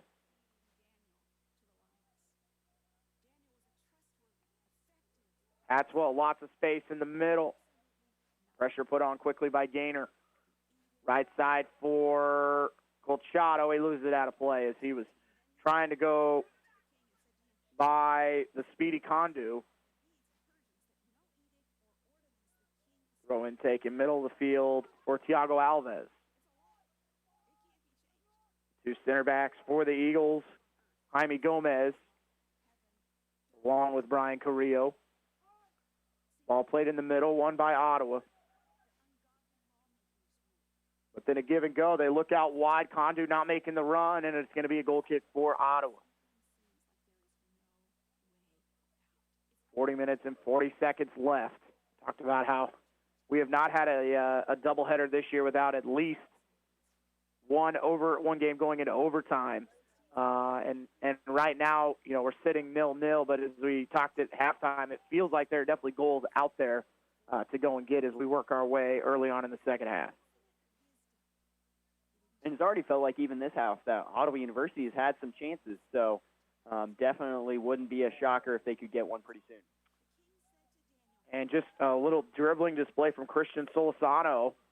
Keeps possession. They're trying to play to the back post to Gaynor, and that's all Colchado, but Gaynor keeps it in place somehow. And now the AR's flag does go up for the goal kick.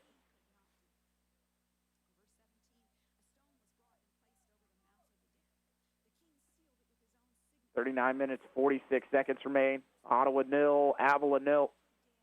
KCAC play. Braves at 3-5-2 overall, 2-2 in the KCAC, coming off that loss to Tabor Saturday 1-0. Avila a 0-0 draw with Southwestern on Saturday in double overtime. That stopped the span of Ottawa had scored 7 goals in their last 3 games before taking on Tabor. All played out wide for the Eagles. They'll keep possession as they work their way towards midfield. They'll switch fields. Over to get it is Kelney. Pressure and taken away by Colchado. Colchado give and go with Rawayo. Santos wants it instead. He'll leave it with Colchado. Great run by Julian. Colchado into the box. Header from Molnar, and they're going to say he was offsides anyways as it goes over the top of his head. Avila sits 1-6-2 overall, 1-3-2 in the KCAC. They are coached by Robert Kelly. Ottawa coached by Edward Maya in his second season. Ottawa does hold the all-time record between these two as they are 11-4 as this is the 16th meeting. Braves currently on that 6-game winning streak against the Eagles. That dates back to 2015. I want to welcome again all of our listeners on KOFO, 1220 and 103.7 FM. And continue to thank those that have been listening on KOFO.com all evening to our doubleheader coverage of Ottawa University soccer. Santos, good touch, gets by his defender. Blade flooding into the box. Santos with a nice job to try and keep it alive. Here's Rawayo on the volley. It's blocked. And Vincenzo Leone can't gather. It's cleared out by Mickelson. And now they want to play long, but stepping in to take it away is Nate Johnson.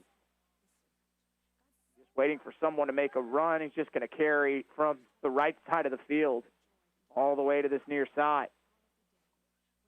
Santos spinning.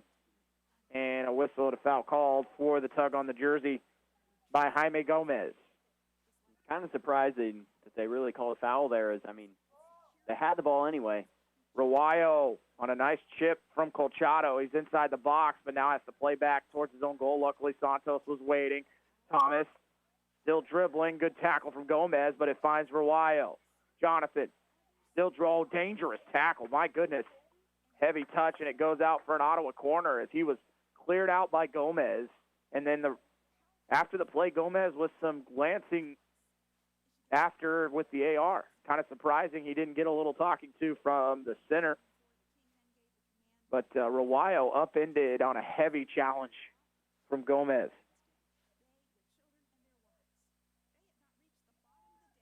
And a goal! Just like that off the corner. And that's Samir Brito, I believe, with the go-ahead goal for OU. Really? Right there, you can't do anything if you're Nassar because right there, that shot was an absolute rocket. The header, so instant, right in front of the mouth of the goal. And it goes upper 90 for an easy goal. There's nothing Nassar could do about that one. And what a header from the defender. I have to look. I believe that's his first goal of the season. And a big one for Samir Brito to give Ottawa some breathing room as they go up 1-0. And you felt like since the second half started, Ottawa was on the front foot, got a corner, and a good ball played in as now Avila has a player go down at the end of that play, a center back, as they're asking for a sub. But 36 minutes and 40 seconds remain, and a header that a glancing header from Brito that just, if it's inside the 6-yard box, there's really nothing a keeper can do if it's on frame. Absolutely. Right you are, Casey. And right there, that is exactly what Ottawa needs. And now that they are up 1-0, they just got to continue to move on that momentum. Oftentimes, it is easy to kind of get lackadaisical, kind of get comfortable with that 1-0 lead, but they do have the momentum right now, and they've got to continue to keep it that way. As Avila's going to make a couple subs. Just so much energy used in that first half by the Eagles, and they're going to try and get some fresh legs in there. As we wait for the official to blow the whistle to get us started again, as the defender Samir Brito has only had one shot on goal all year, and his second shot on goal ends up on the score sheet as it's 1-0 OU, and the Braves are not done as they, off the kickoff, Ottawa takes possession immediately. As Hatswell has it glance off his foot and out of play, but the Braves now leading in the shot category. Without a shot in the second half, Braves have 5 already. and a couple of those on target as they now have 4. And now you see Ottawa University definitely not afraid to play it out of the back. They don't look like they're trying to go forward as much as they were. On the far side is Peters, one of the captains for Avila, at right back, and a foul called on OU as the Eagles from 40 yards out can try and deliver something into the box. As Ottawa leads it 1-0, 35 minutes and 50 seconds left. And Peters looks like he's going to be the one to take it. Actually, they're going to move it back. It'll be it's going to be Steinhaus who will take it, who is sitting on a yellow card. Now the question is, right, Chris, is these players that got yellows at half, I mean, those carry over to them being on the field, correct? That's what you would think. That's what you would think, right? So, who knows what's going on. A lot of cards at halftime. Currently, it's Gomez, Steinhaus, and Gamarez, who supposedly was ejected from the game along with John Willie at halftime. We don't see John Willie out there in the second half, so we know he has left the field. Pass in the middle. Ottawa has numbers that they'll switch, and they will. That is Alvarez just blowing down the left sideline. He has Leone going to lead him. Ottawa with players in the box. Leone steps on it, comes back by a defender, still slowing down to Vincenzo, and it's cleared away by Avila. Did a good job of recovering as Ottawa had the numbers. Hatswell, middle of the field. Oh, what a move. Gets by one defender. Middle, and it's going to be offsides on Colchado. The flag is still up. As that ball, of course, Molnar at an incredibly difficult angle somehow finishes, but it's offsides on OU. Now, that would have definitely would not have covered himself in glory there if that goal would have counted. Is it took a weird deflection off of Nasir. Absolutely. Although it's also kind of hard to know if Nasir was really trying. True. True. I think as a goalie, you never want to see that ball in the back of it, whether it's in play or not. I'm sure you take it personal. But I'm not crazy enough to play goalie, so. Tim Melia is a bad man. Oh, nice run here by Avila. Ball played across the front of goal, cleared away by Nate Johnson. As that ball from Joel Sterling was headed for Kondo. Brito with 2 on his back, can't clear it out of play. Good spell here for Avila. Ball into the middle, Kondu there. Wolf clears it away, and then it goes out for a corner for the Eagles. So a good response after the Ottawa goal 3 minutes ago.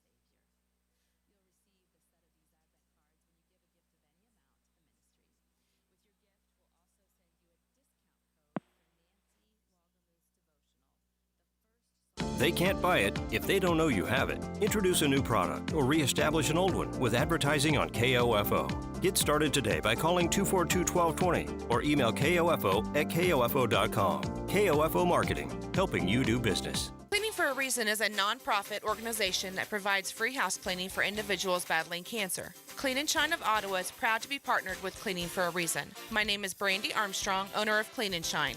Our business is proud of our association with Cleaning for a Reason. Contact me today at 785-418-3727 for more information. Join KOFO for the Kent Kessinger Show, our weekly chat with the OU Braves head football coach every Tuesday night at 7:06, live from Primetime Grill in South Ottawa. Bob Johnson is your host with Coach Kessinger. It's food, fun, and football on the Kent Kessinger Show, Tuesday nights on KOFO. Sports, information, and entertainment in East Central Kansas. KOFO K279CS Ottawa, where keeping you informed comes first.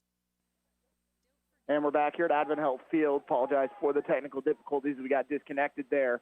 Still remains a 1-0 Ottawa lead. 31 minutes and 40 seconds remaining at Advent Health Field as the Braves getting a goal from Samir Brito, his first of the season with 36 minutes and 40 seconds to go off the cross and the corner to give Ottawa the lead over Avila. But the Eagles have put pressure on the Braves. And right now, on the far side for the Eagles is Christian Solisano. See a throw in for Avila. They'll play it back to their captain, Peters.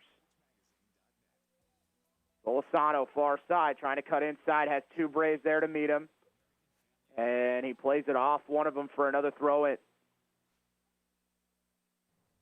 Almost 15 minutes into the second half. We've got our first goal of the night. And give credit to Avila. They have put pressure on the Braves defensively. That one headed away, but a volley that's wide of Powers' net. And in those situations, you just have no idea where that ball is going to go, but well hit there from Gaynor.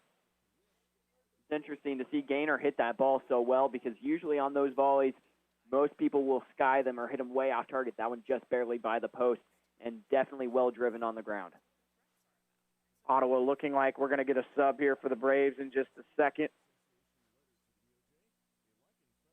We are still 11 v 11. Some confusion at halftime on what would happen. Kuno had a really good opportunity, got by two Braves, but then Ottawa still clears it away. Santos comes back to get it, plays it out wide for Julian Colchado. Colchado trying to find Molnar. Nice job defensively there from Avila as Kelney, who is outweighed by a good 15 or 20 pounds and also a couple inches shorter than Molnar. But Ottawa does regain possession at the back. Brito, dangerous, plays it to the near side for Wolf. In the middle, finds Molnar, just flicks it to the right to Colchado. Colchado, as Hatswell turns, and he's fouled. Quickly plays it out wide for Nate Johnson. Johnson, Wyo will come and get it. The Braves love to play with their back to goal, Chris, and keep that possession, and a lot of just one-touch flicks to get it out wide is kind of been the story for Ottawa in the second half, was kind of spring some of these runs. What's kind of interesting is we saw the one-touch flicks just a week ago when they were playing St. Mary's.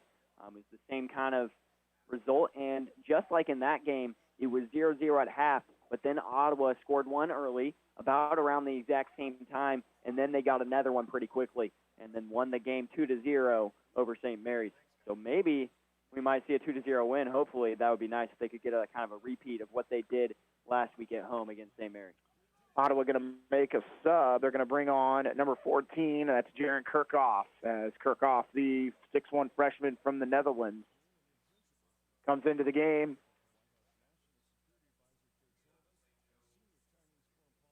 And the clock does stop with 28 minutes and 56 seconds to go. That's going to be Vincenzo Leone that comes off for Ottawa.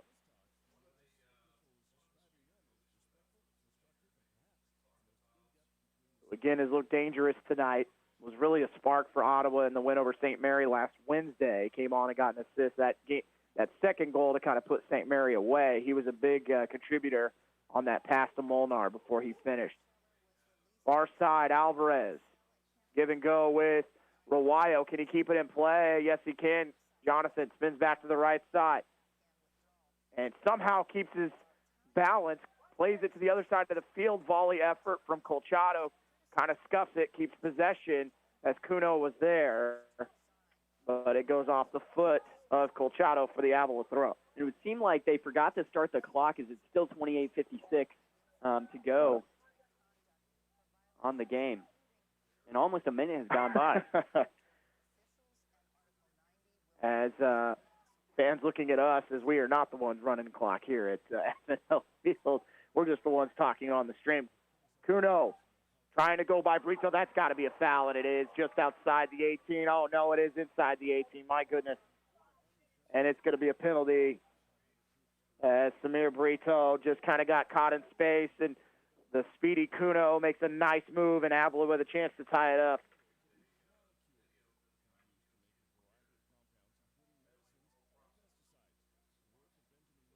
Hey, Chris, that's just a tough spot there for Brito. He was kind of left out to dry, had no help, and unfortunately.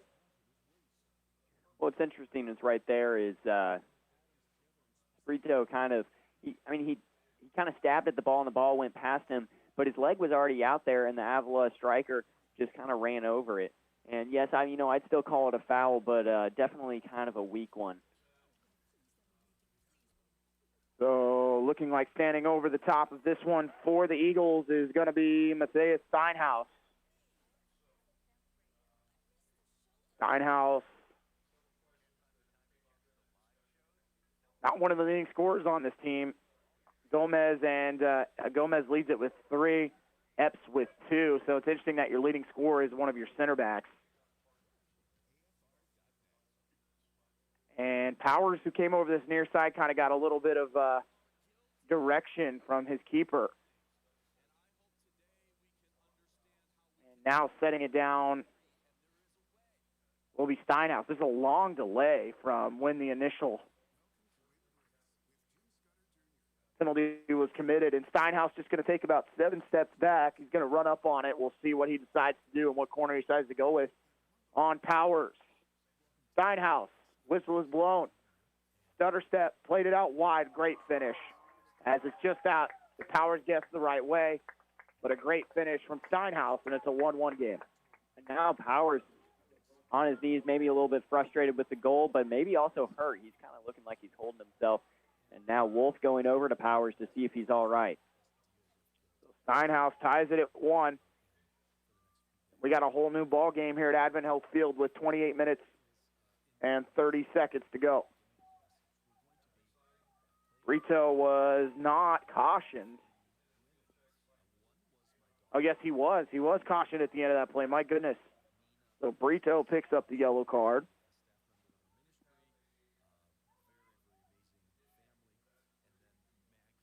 Now it's 28 minutes and 30 seconds left on the clock. Ottawa finds themselves tied at 1-1. It looked like Ottawa was looking pretty dominant, and I think that, I'd still say that they looked like the better team. But now the thing becomes they just got to hold up the energy and not let Avila build momentum after the penalty kick. And you see Thomas Santos just grabbed from behind by 4 players. And no card issued. And Thomas Santos wrapped up like Travis Kelce, dragging 4 players for the Chiefs on that play. Still managed to do it. Slick move there from Brito. Avila just kind of selling all out right now, trying to get that second goal. As 4 or 5 players attacking Ottawa every time they have possession, and it's paid off as they've got the ball in the Ottawa half. All the momentum shifted towards Avila with 27 minutes and 35 seconds to go, and you see Ottawa's goalies warming up. That's both Julio Coronado and Isaac Gwynn. I think you're right, Chris. I think Powers might have picked up a knock there. Might have been on the play previous on a diving save, but does not look 100%. That's a dangerous shot off the side of the outside of the foot of Thiago Alves.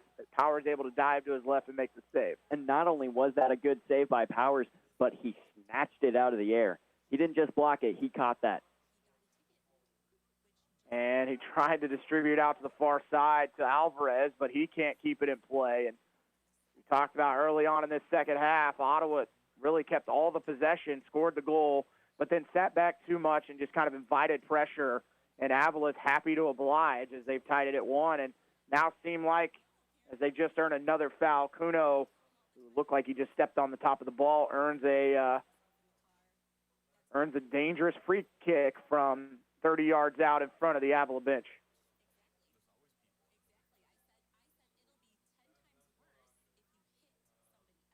Ottawa University really needs to try to find a way to shift the momentum, as since the penalty kick, it's been pretty much all Avila in Ottawa University's half. Solorzano delivers to the back post, and Powers has to punch it away as it was heading towards the top corner, and now a corner upcoming for the Eagles.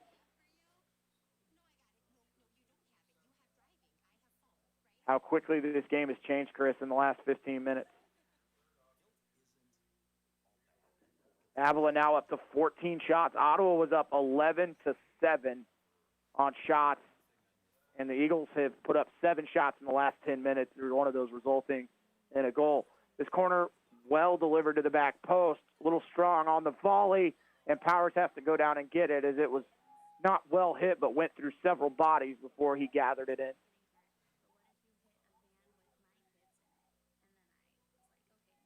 Molnar keep it in play. He can't. Tried to step on it. Ends up in the Ottawa bench. Throw into the near side. Out to Escott. Plays it back to Alves. His pass flicked back actually towards the Ottawa goal off the foot of Hatswell. Sterling to Alves. Switches fields, finds Steinhaus. Alvarez just going to blast it out of play into the Avila bench, and Ottawa just cannot find any passes to string together right now. Oh, nice move. Middle of the field. Lunging tackle from Hatswell. And also Jaron Kirchhoff. Alves by one defender, flicks it out wide for Escott. He's able to keep it in play. Wolf on him. Escott towards the 18, and then Hatswell able to clear. Molnar can't keep it in.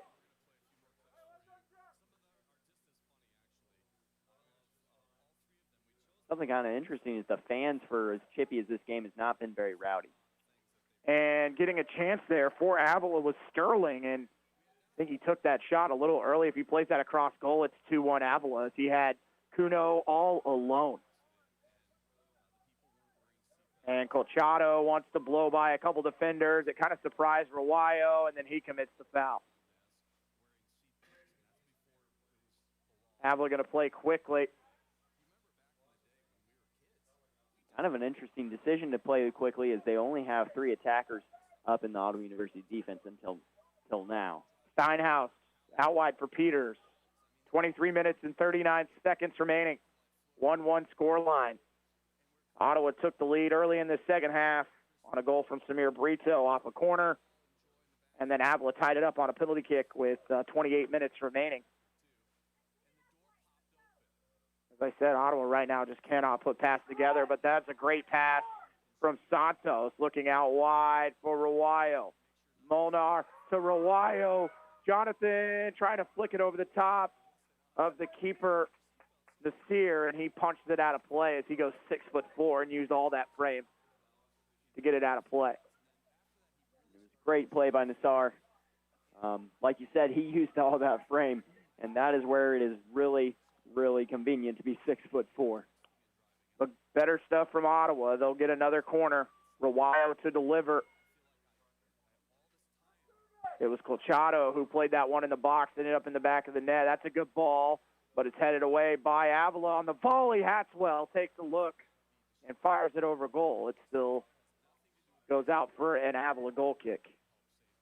You see head coach Edward Maya telling his team to stay up, apply the pressure, kind of flip the pressure right now, and we'll have a stoppage by the referee as Brian Carrillo slow to get up with 22 minutes and 21 seconds left. Maybe you're kind of seeing the game even out a little bit right now, as both sides are kind of taking shots at each other. Ottawa there, obviously, with a very good opportunity, and then getting the corner and a pretty good service in. Header flick towards the Ottawa goal. They're going to play it back. Does Wolf to Powers. Plays it right down the middle to Molnar. And Ottawa's best chance right now is allowing Molnar and Santos to do what they do best and just use their body. And that's exactly what happened there. And that's got to be a yellow card for delaying the restart on Escott. And right there was an IQ play from Molnar. He purposely hit it super quick off of Avila just to get a yellow card there. Well, and if Escott doesn't stick his leg out, I think the official lets it go. That actually happened in the first half, where Ottawa tried to play quickly. As long as the defending team is walking back away from the ball, there's no infringement. First time ball into the middle, headed straight up in the air. Rawayo wants the volley. He can't get it. Molnar able to bring it down. He'll cradle it. Flick onto the back post. Off the sides is Colchado again. Ottawa has been called for offsides a total of 4 times tonight. Shinzo Leone warming up for OU.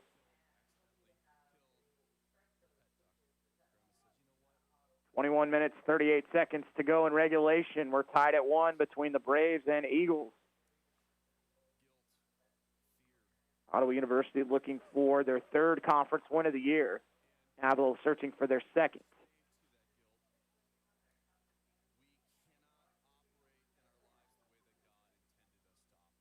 Steer, who's shown the strength of his leg all night. He's had some punts that have gone 70, 75 yards.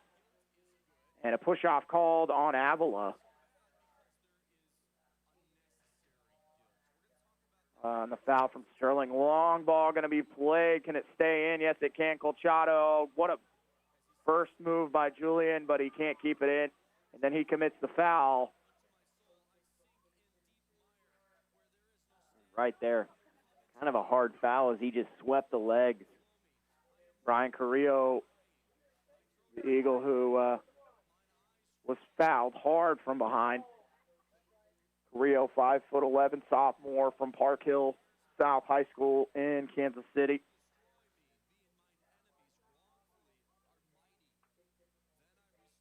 Here is Avila playing out of the back, something we haven't seen them do a whole lot tonight.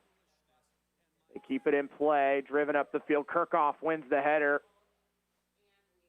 And Avila just going to play it towards midfield. And they have lots of numbers right now. This is a problem for Ottawa. This near side, that ball flicked on. Brito trying to defend Escott. Escott in the middle, and Brito able to clear it away. But it just takes one or two bounces.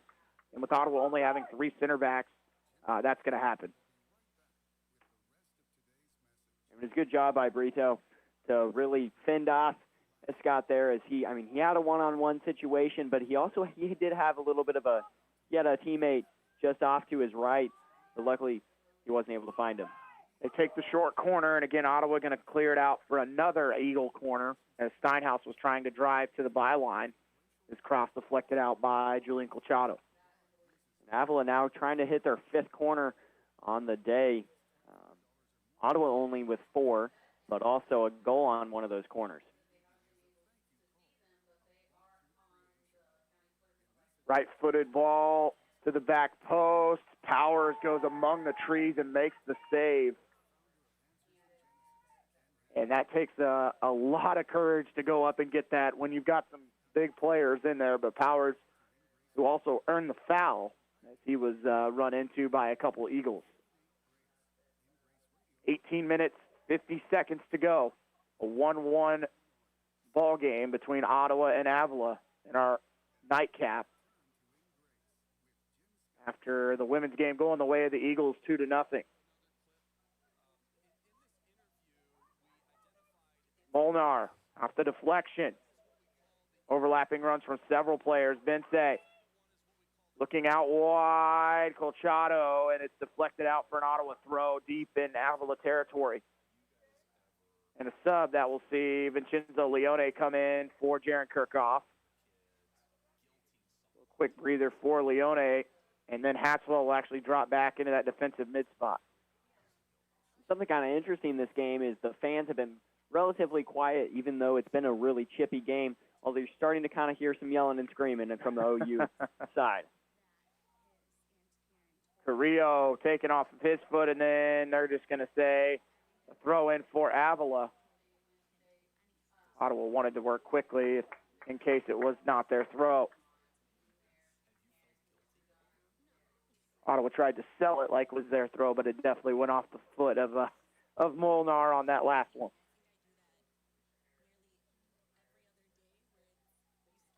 "17 minutes, 30 seconds left. Official's going to make Kelmy take a couple steps back on the throw it. Kelmy with the long throw, overshoots everyone, and then Hatswell delivers a ball that almost gets to us, Chris. Who knew we were in danger?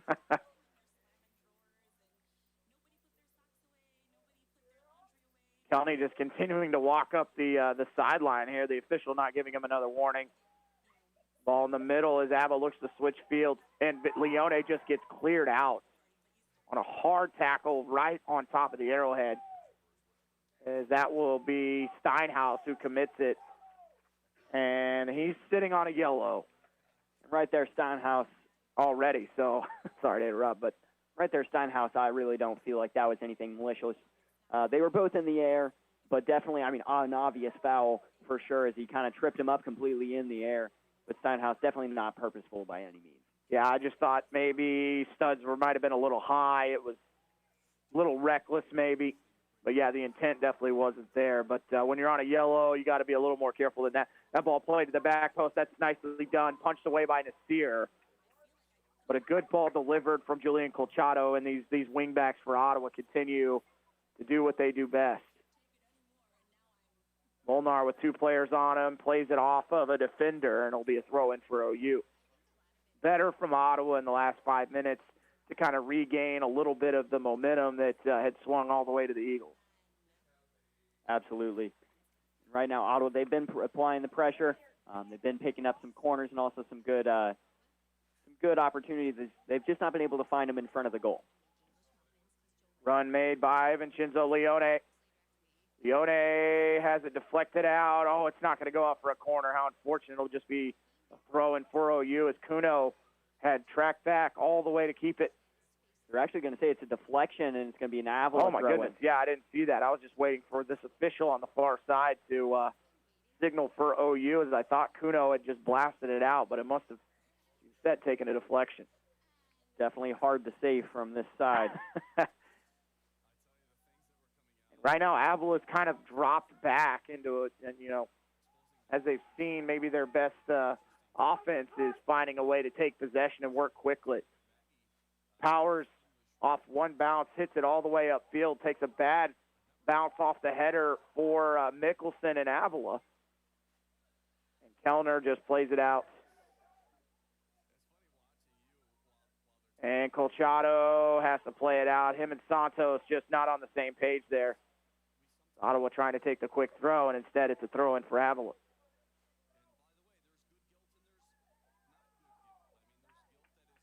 And a push called on Colchado to the back of Vincent Escott. Colchado right there, absolute careless foul. Really felt like it was a little bit of frustration, I think, too. Absolutely. And you'd think that, after some of these yellow cards that have been handed out, that maybe the game would get a little bit under control, but it still seems very chippy. Ball headed on by Johnson. Leone comes back to get it for OU. Can he get out in full sprint? Leone in the middle searching for Rawayo. No one there. Taken back by Kuno for Avila. He goes by the ball, and now he'll just stop and stand over the top. Try and switch fields. It hits one of his teammates. And can Ottawa get out on the run? Yes, Santos to Molnar. He's onside. No, the official says that's not the case. And right there, that was definitely an interesting one. Molnar, he had a good run, but then Santos, right as he took the touch, he played it just slightly a tad too late. And Molnar definitely was just a hair offside. 1-1 score, 13 minutes and 18 seconds to go in regulation. If we are tied at the end of regulation, we will go into overtime. You have 2 overtime periods. Avila, no stranger. They've got 3 ties on the year as they sit at 1-3 and 2 overall in the conference.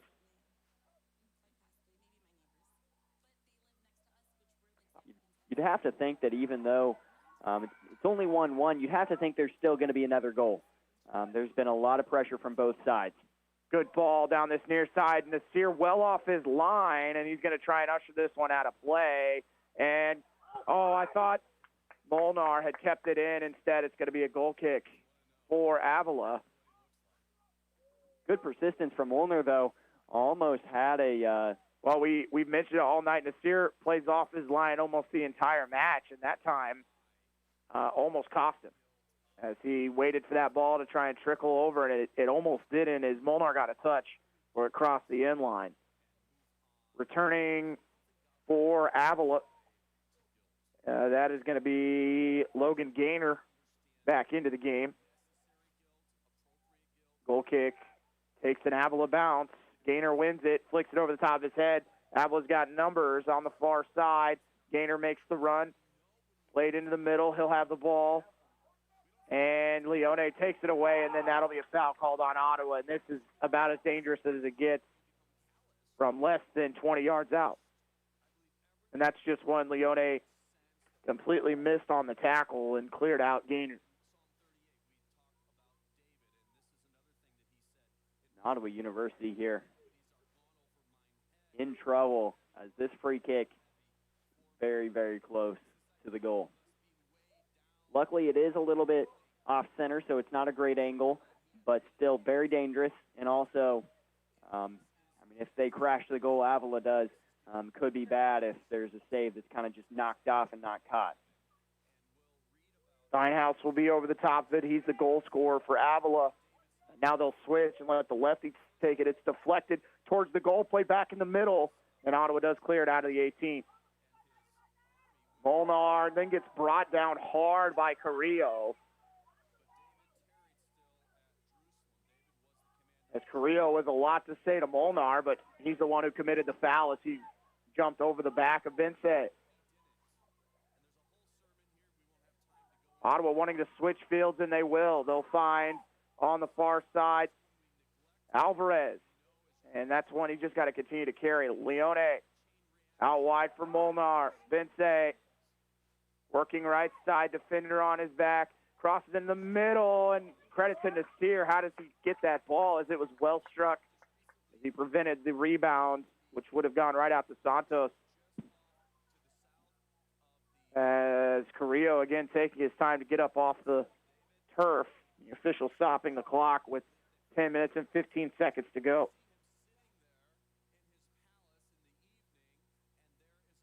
Honestly, you'd think that they should leave the clock running just a little bit, as they kind of gave an extra minute to the half earlier as the clock was not stopped. And the official's still stopping play. Now he's going to have someone come over and get a yellow. As it's going to be the coach, the Avila coach, clearly not happy about this one. Robert Kelly still pleading his case on the far side as he picks up the yellow card. Still talking.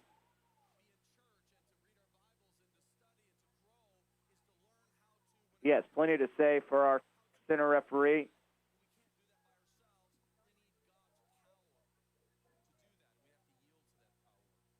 Ten minutes and 15 seconds left, and I've lost count of how many yellow cards have been given out tonight.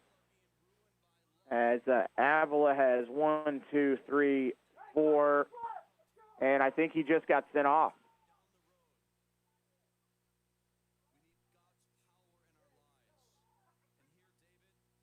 They've got 5, and then the 1 issued on the team, so 6 yellow cards and the 1 red card. For Ottawa, 2 yellows and the 1 red issued to Willie.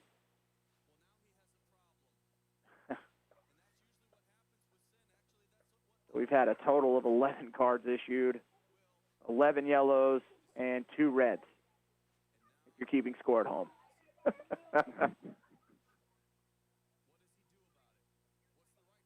think that maybe they should focus on scoring some goals rather than getting yellow cards.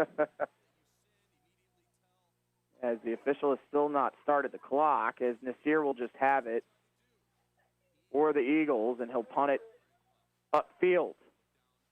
Back underway. Leone able to keep it. Thought that might have been handling, not the case. We'll play it out wide to Kelney. That pass intended for Kelney. Hatswell. Colchado, and heavy touch by Hatswell as he gives it away to Gaynor. Gaynor driving in. Coming in strong with the challenge is Johnson. Avila keeps possession, though. On that far side is Diego. Wait a minute. Oh, my goodness. Ball played on the far side. Goes out of play. So that is Diego Gamarez is in the game, even though he picked up 2 yellows. So I'm completely confused now. That is Gamarez on the far side. That's 13, correct, Chris? Okay, so either he only got 1 yellow, and we were told incorrectly at halftime. Either way, he's only on 1 yellow. So nobody has been given a red yet for Avila. So he's just sitting on the 1 yellow. The ball goes out of play. It'll be a throw in for OU on the far side with 9 minutes left. This game has gone off the rails here at Advent Health Field. I was wondering who the sub was that came on a couple minutes ago. Couldn't see on the far side, but that was Gamarez. 8 minutes and 45 seconds left. It's tied at 1. Ottawa's been close a couple times since the goal scored by Avila. Can they get a break here? They have numbers. Colchado wants to get involved in the attack. He'll find Santos. Heavy touch from him. He'll take the first shot. Knocked away by Nasir. as he was so far off of his goal that a shot like that really wasn't hit that well gave him some issues, and then Alvarez had a chance to play it back in, but he mishits it. Leone is going to be called for the foul and probably sitting on persistent infringement at this point. Does not get the card. Just another talking to. 8 minutes and 5 seconds left. And Nasir is going to come up and take it for the Eagles. Driving it deep towards the box. Header won by Brito. Flipped on header, running in on it, and Power's able to keep it off the foot of Joel Sterling. Colchado down the line. All he could do is that ball was going out of play. Mickelson going past one Brave, and then Colchado had the ball, makes another good tackle, but Avila keeps possession. Sterling's pass to the far side, going down easily are the Eagles. And Ottawa takes possession. Johnson, defender on his back, still driving. He's got Gaynor with him. Does Nate John, and then he's cleared out. That's got to be a yellow. It is not, as they're just going to call it the foul, as Johnson just wiped out by Gaynor. And clearly not just us that thought it was the yellow, but Ottawa University fans yelling it's a card right now. Fans starting to actually get a little bit rowdy. 6 minutes, 54 seconds left. Ottawa from about 45 yards out. Waiting for the whistle from the official. Doesn't look like he's going to give one. He still had his back to the ball. Now Ottawa delivers it into the box. Nasir with the punch. And a whistle and another foul called. I mean, it's been very rare that we've seen a free kick that hasn't resulted in a foul going the other way. Absolutely. As that is foul number 33 of the night. 20 against Avila, or 19 against Avila, 14 against OU.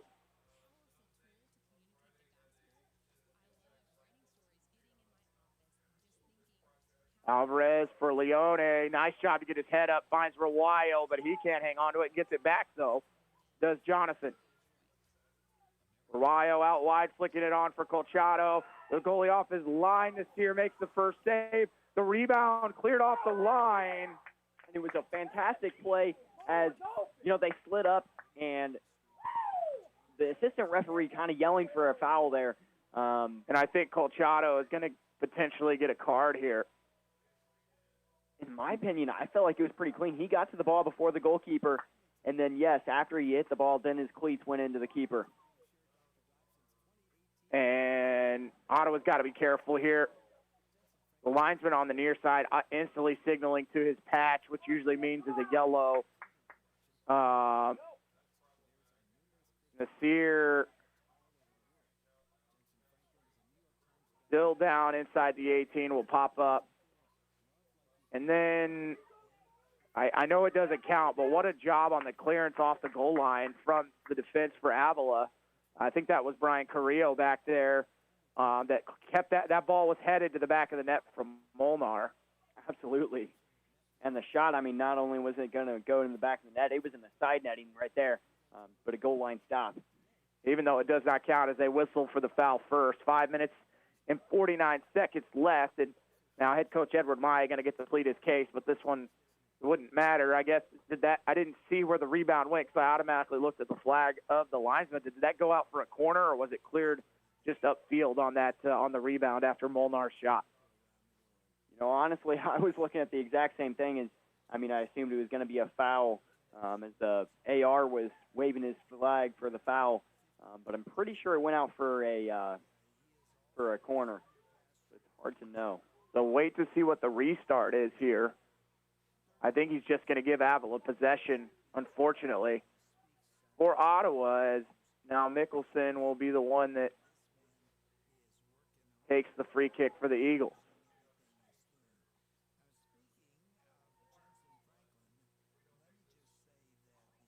Five minutes, 49 seconds left. Clock is stopped. 15th foul on the Braves. 1-1 score line. Ottawa almost taking the lead there. As Nasir blasts it upfield. Alvarez's pass is taken away. Steinhaus with a lot of skill. Colchado will retrieve it as they tried to switch fields, but no one was there for the Eagles. Braves will play it back to Wolf. Now to Brito. Brito blasting it upfield, but no one there for Ottawa. Mickelson wins it out of the air. Avila's almost dropped back another midfielder to deal with Ottawa's defense, or Ottawa's attack, excuse me. Ball blasted upfield looking for Molnar. He can't win it out of the air as it goes off of his foot. Pressure applied by Kelney.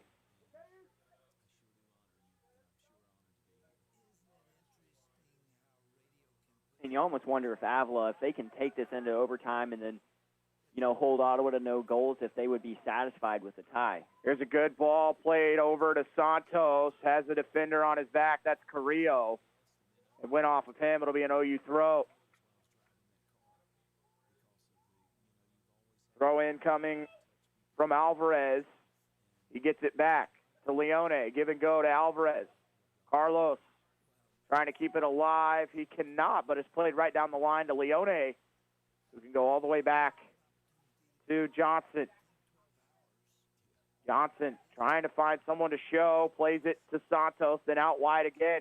Back to Santos, making a run down the line. Here comes Thomas.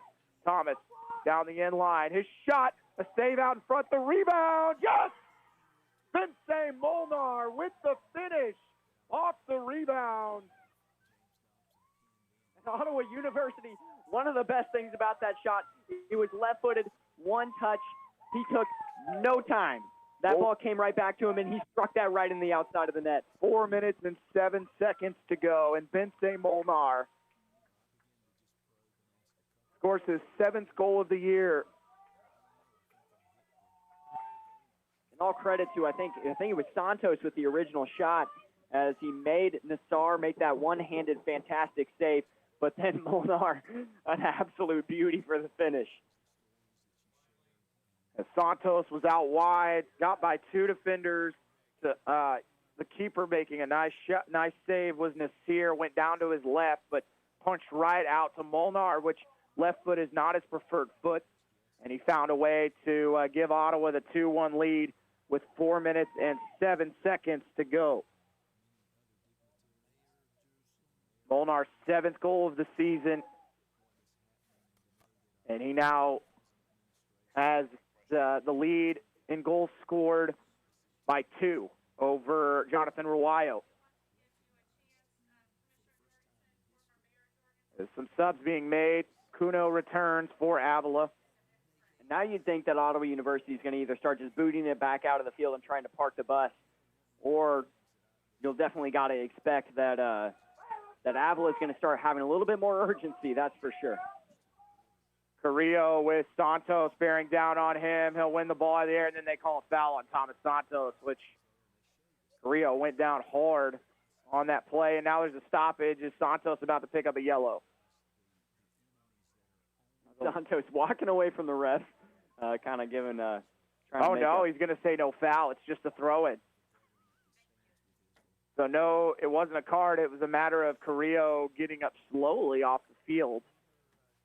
I'm not sure how that happens. 3 minutes and 51 seconds left. The official never started his arm up in the air. Clock still sitting at 3:51. Official. Now the clock started. So, this game would probably be over. Well, we had a minute that didn't go off the clock early on. Wolf heads it away. Colchado driving, and nice job to keep it in. But it goes right back to the Eagles. Kuno, he wants to deliver one, and that ball is delivered towards Baldwin City, nowhere near the goal. As Kuno was trying to get over the top of that ball and just couldn't put any type of spin over the top.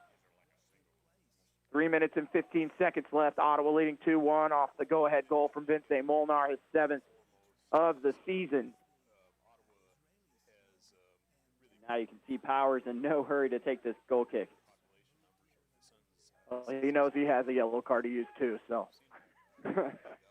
Ottawa does win the throw-in in front of their own bench with 2 minutes and 54 seconds to go. Wow. with Powers, I mean, he doesn't have a yellow card. He wants to join in on the fun. That's right. I think everyone's got a yellow card tonight. Like Oprah out here, you get a card and you get a card. And what it felt like most of the night. Avila trying to get one more challenge in. The official actually put his whistle to his mouth and brought it back down on the challenge on Steinhaus. Rawayo applying immense pressure, creating the turnover. Leone, can he keep it? Yes, he can. And then it goes off the foot of the Eagles. It'll be an Ottawa throw with 2 minutes and 18 seconds left. Still in the Avila into the field are the Braves. As Ottawa trying to pick up their third KCAC win of the season.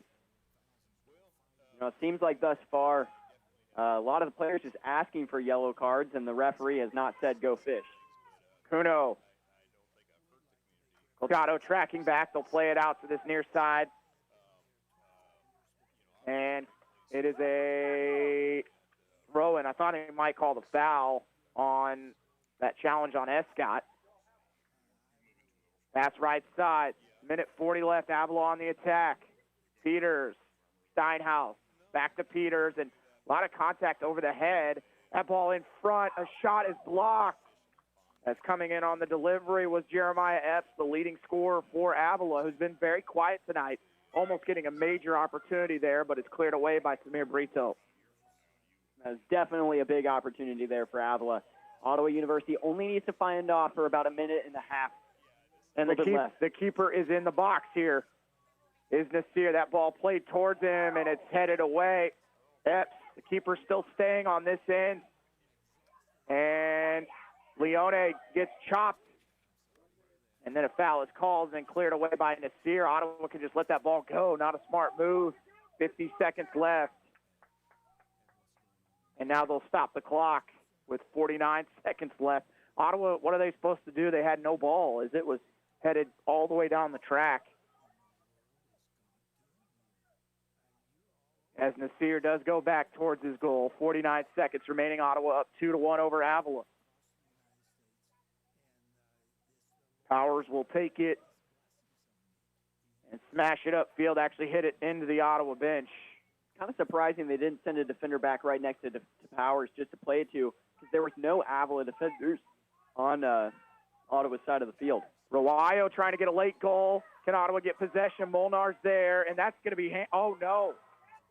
Thought that might have been handling. 20 seconds remaining. Mickelson plays it out wide. One more chance for Avila. 18 seconds left. They're going to play it deep into the box. No one there, and Powers can just let it go as it trickles out for a goal kick with 10 seconds to go. And Powers is just going to let time run out as Ottawa wins it 2-1 over Avila as they go to 4-5-2 on the year, 3-2 in the KCAC. Avila falls to 1-7-2, 1-4-2 in conference play. We'll go ahead and take a break. You've been listening to Ottawa University Men's Soccer on 1220 and 103.7 FM KOFO.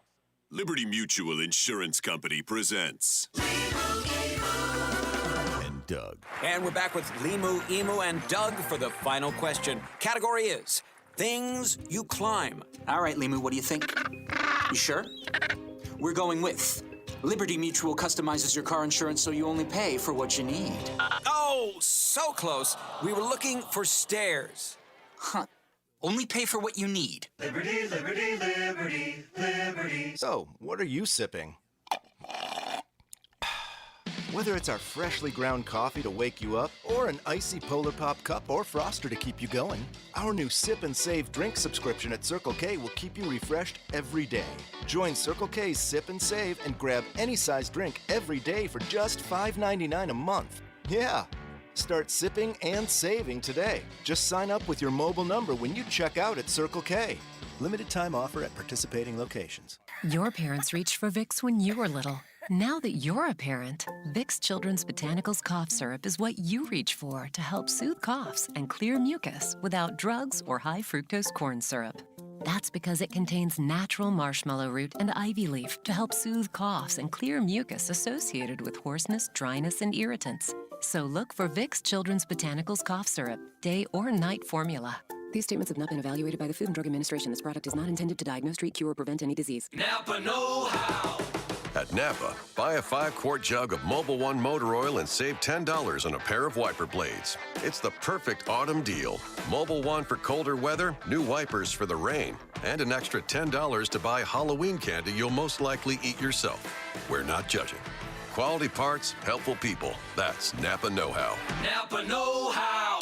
At participating locations, does not include taxes and fees. Advertised sale price not available in some states. Ends 10/31/21. Enjoy your Red Dirt Song of the Day every weekday morning at 8:55. Brought to you by Grandpa Barry's Guitars on 1220 and 103.7 FM KOFO.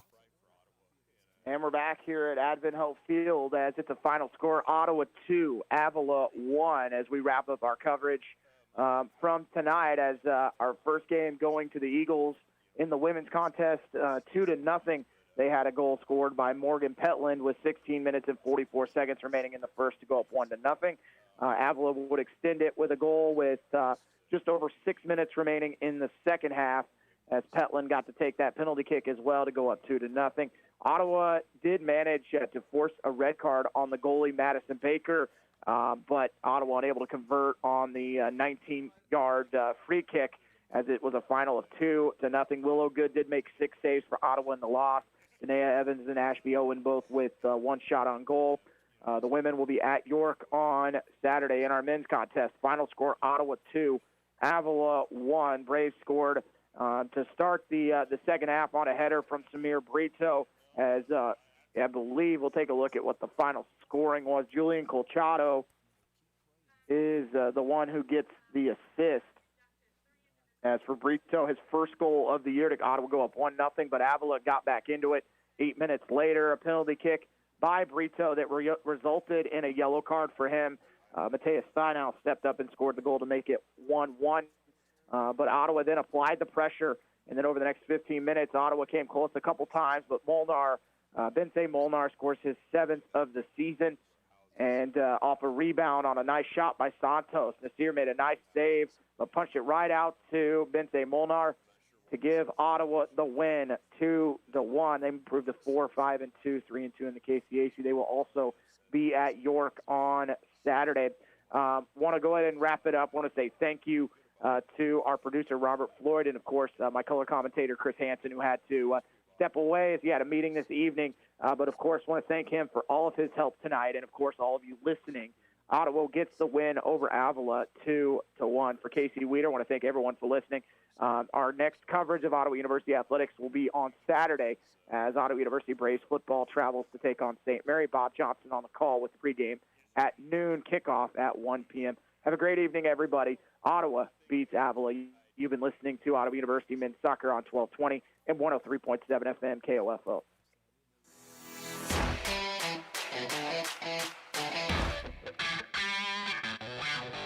We hope you enjoyed this broadcast of Ottawa University Braves Soccer on KOFO. Brought to you by Kansas State Bank, Dingle & Son Mortuary, Kramer Pharmacy, Quality Structures, and by Arvest Bank, the Ottawa Herald, Advent Health Ottawa, and Lamb Roberts Price Funeral Home. OU Braves Soccer on KOFO is also brought to you by Ottawa University, CarStar, Sutton's Jewelry, and Adamson Brothers Heating and Cooling. For more information about our next Ottawa University Braves sports broadcast, visit the KOFO sports page at KOFO.com and listen Monday through Saturday for the KOFO sports calendar. This has been an exclusive presentation from your sports source for East Central Kansas, KOFO.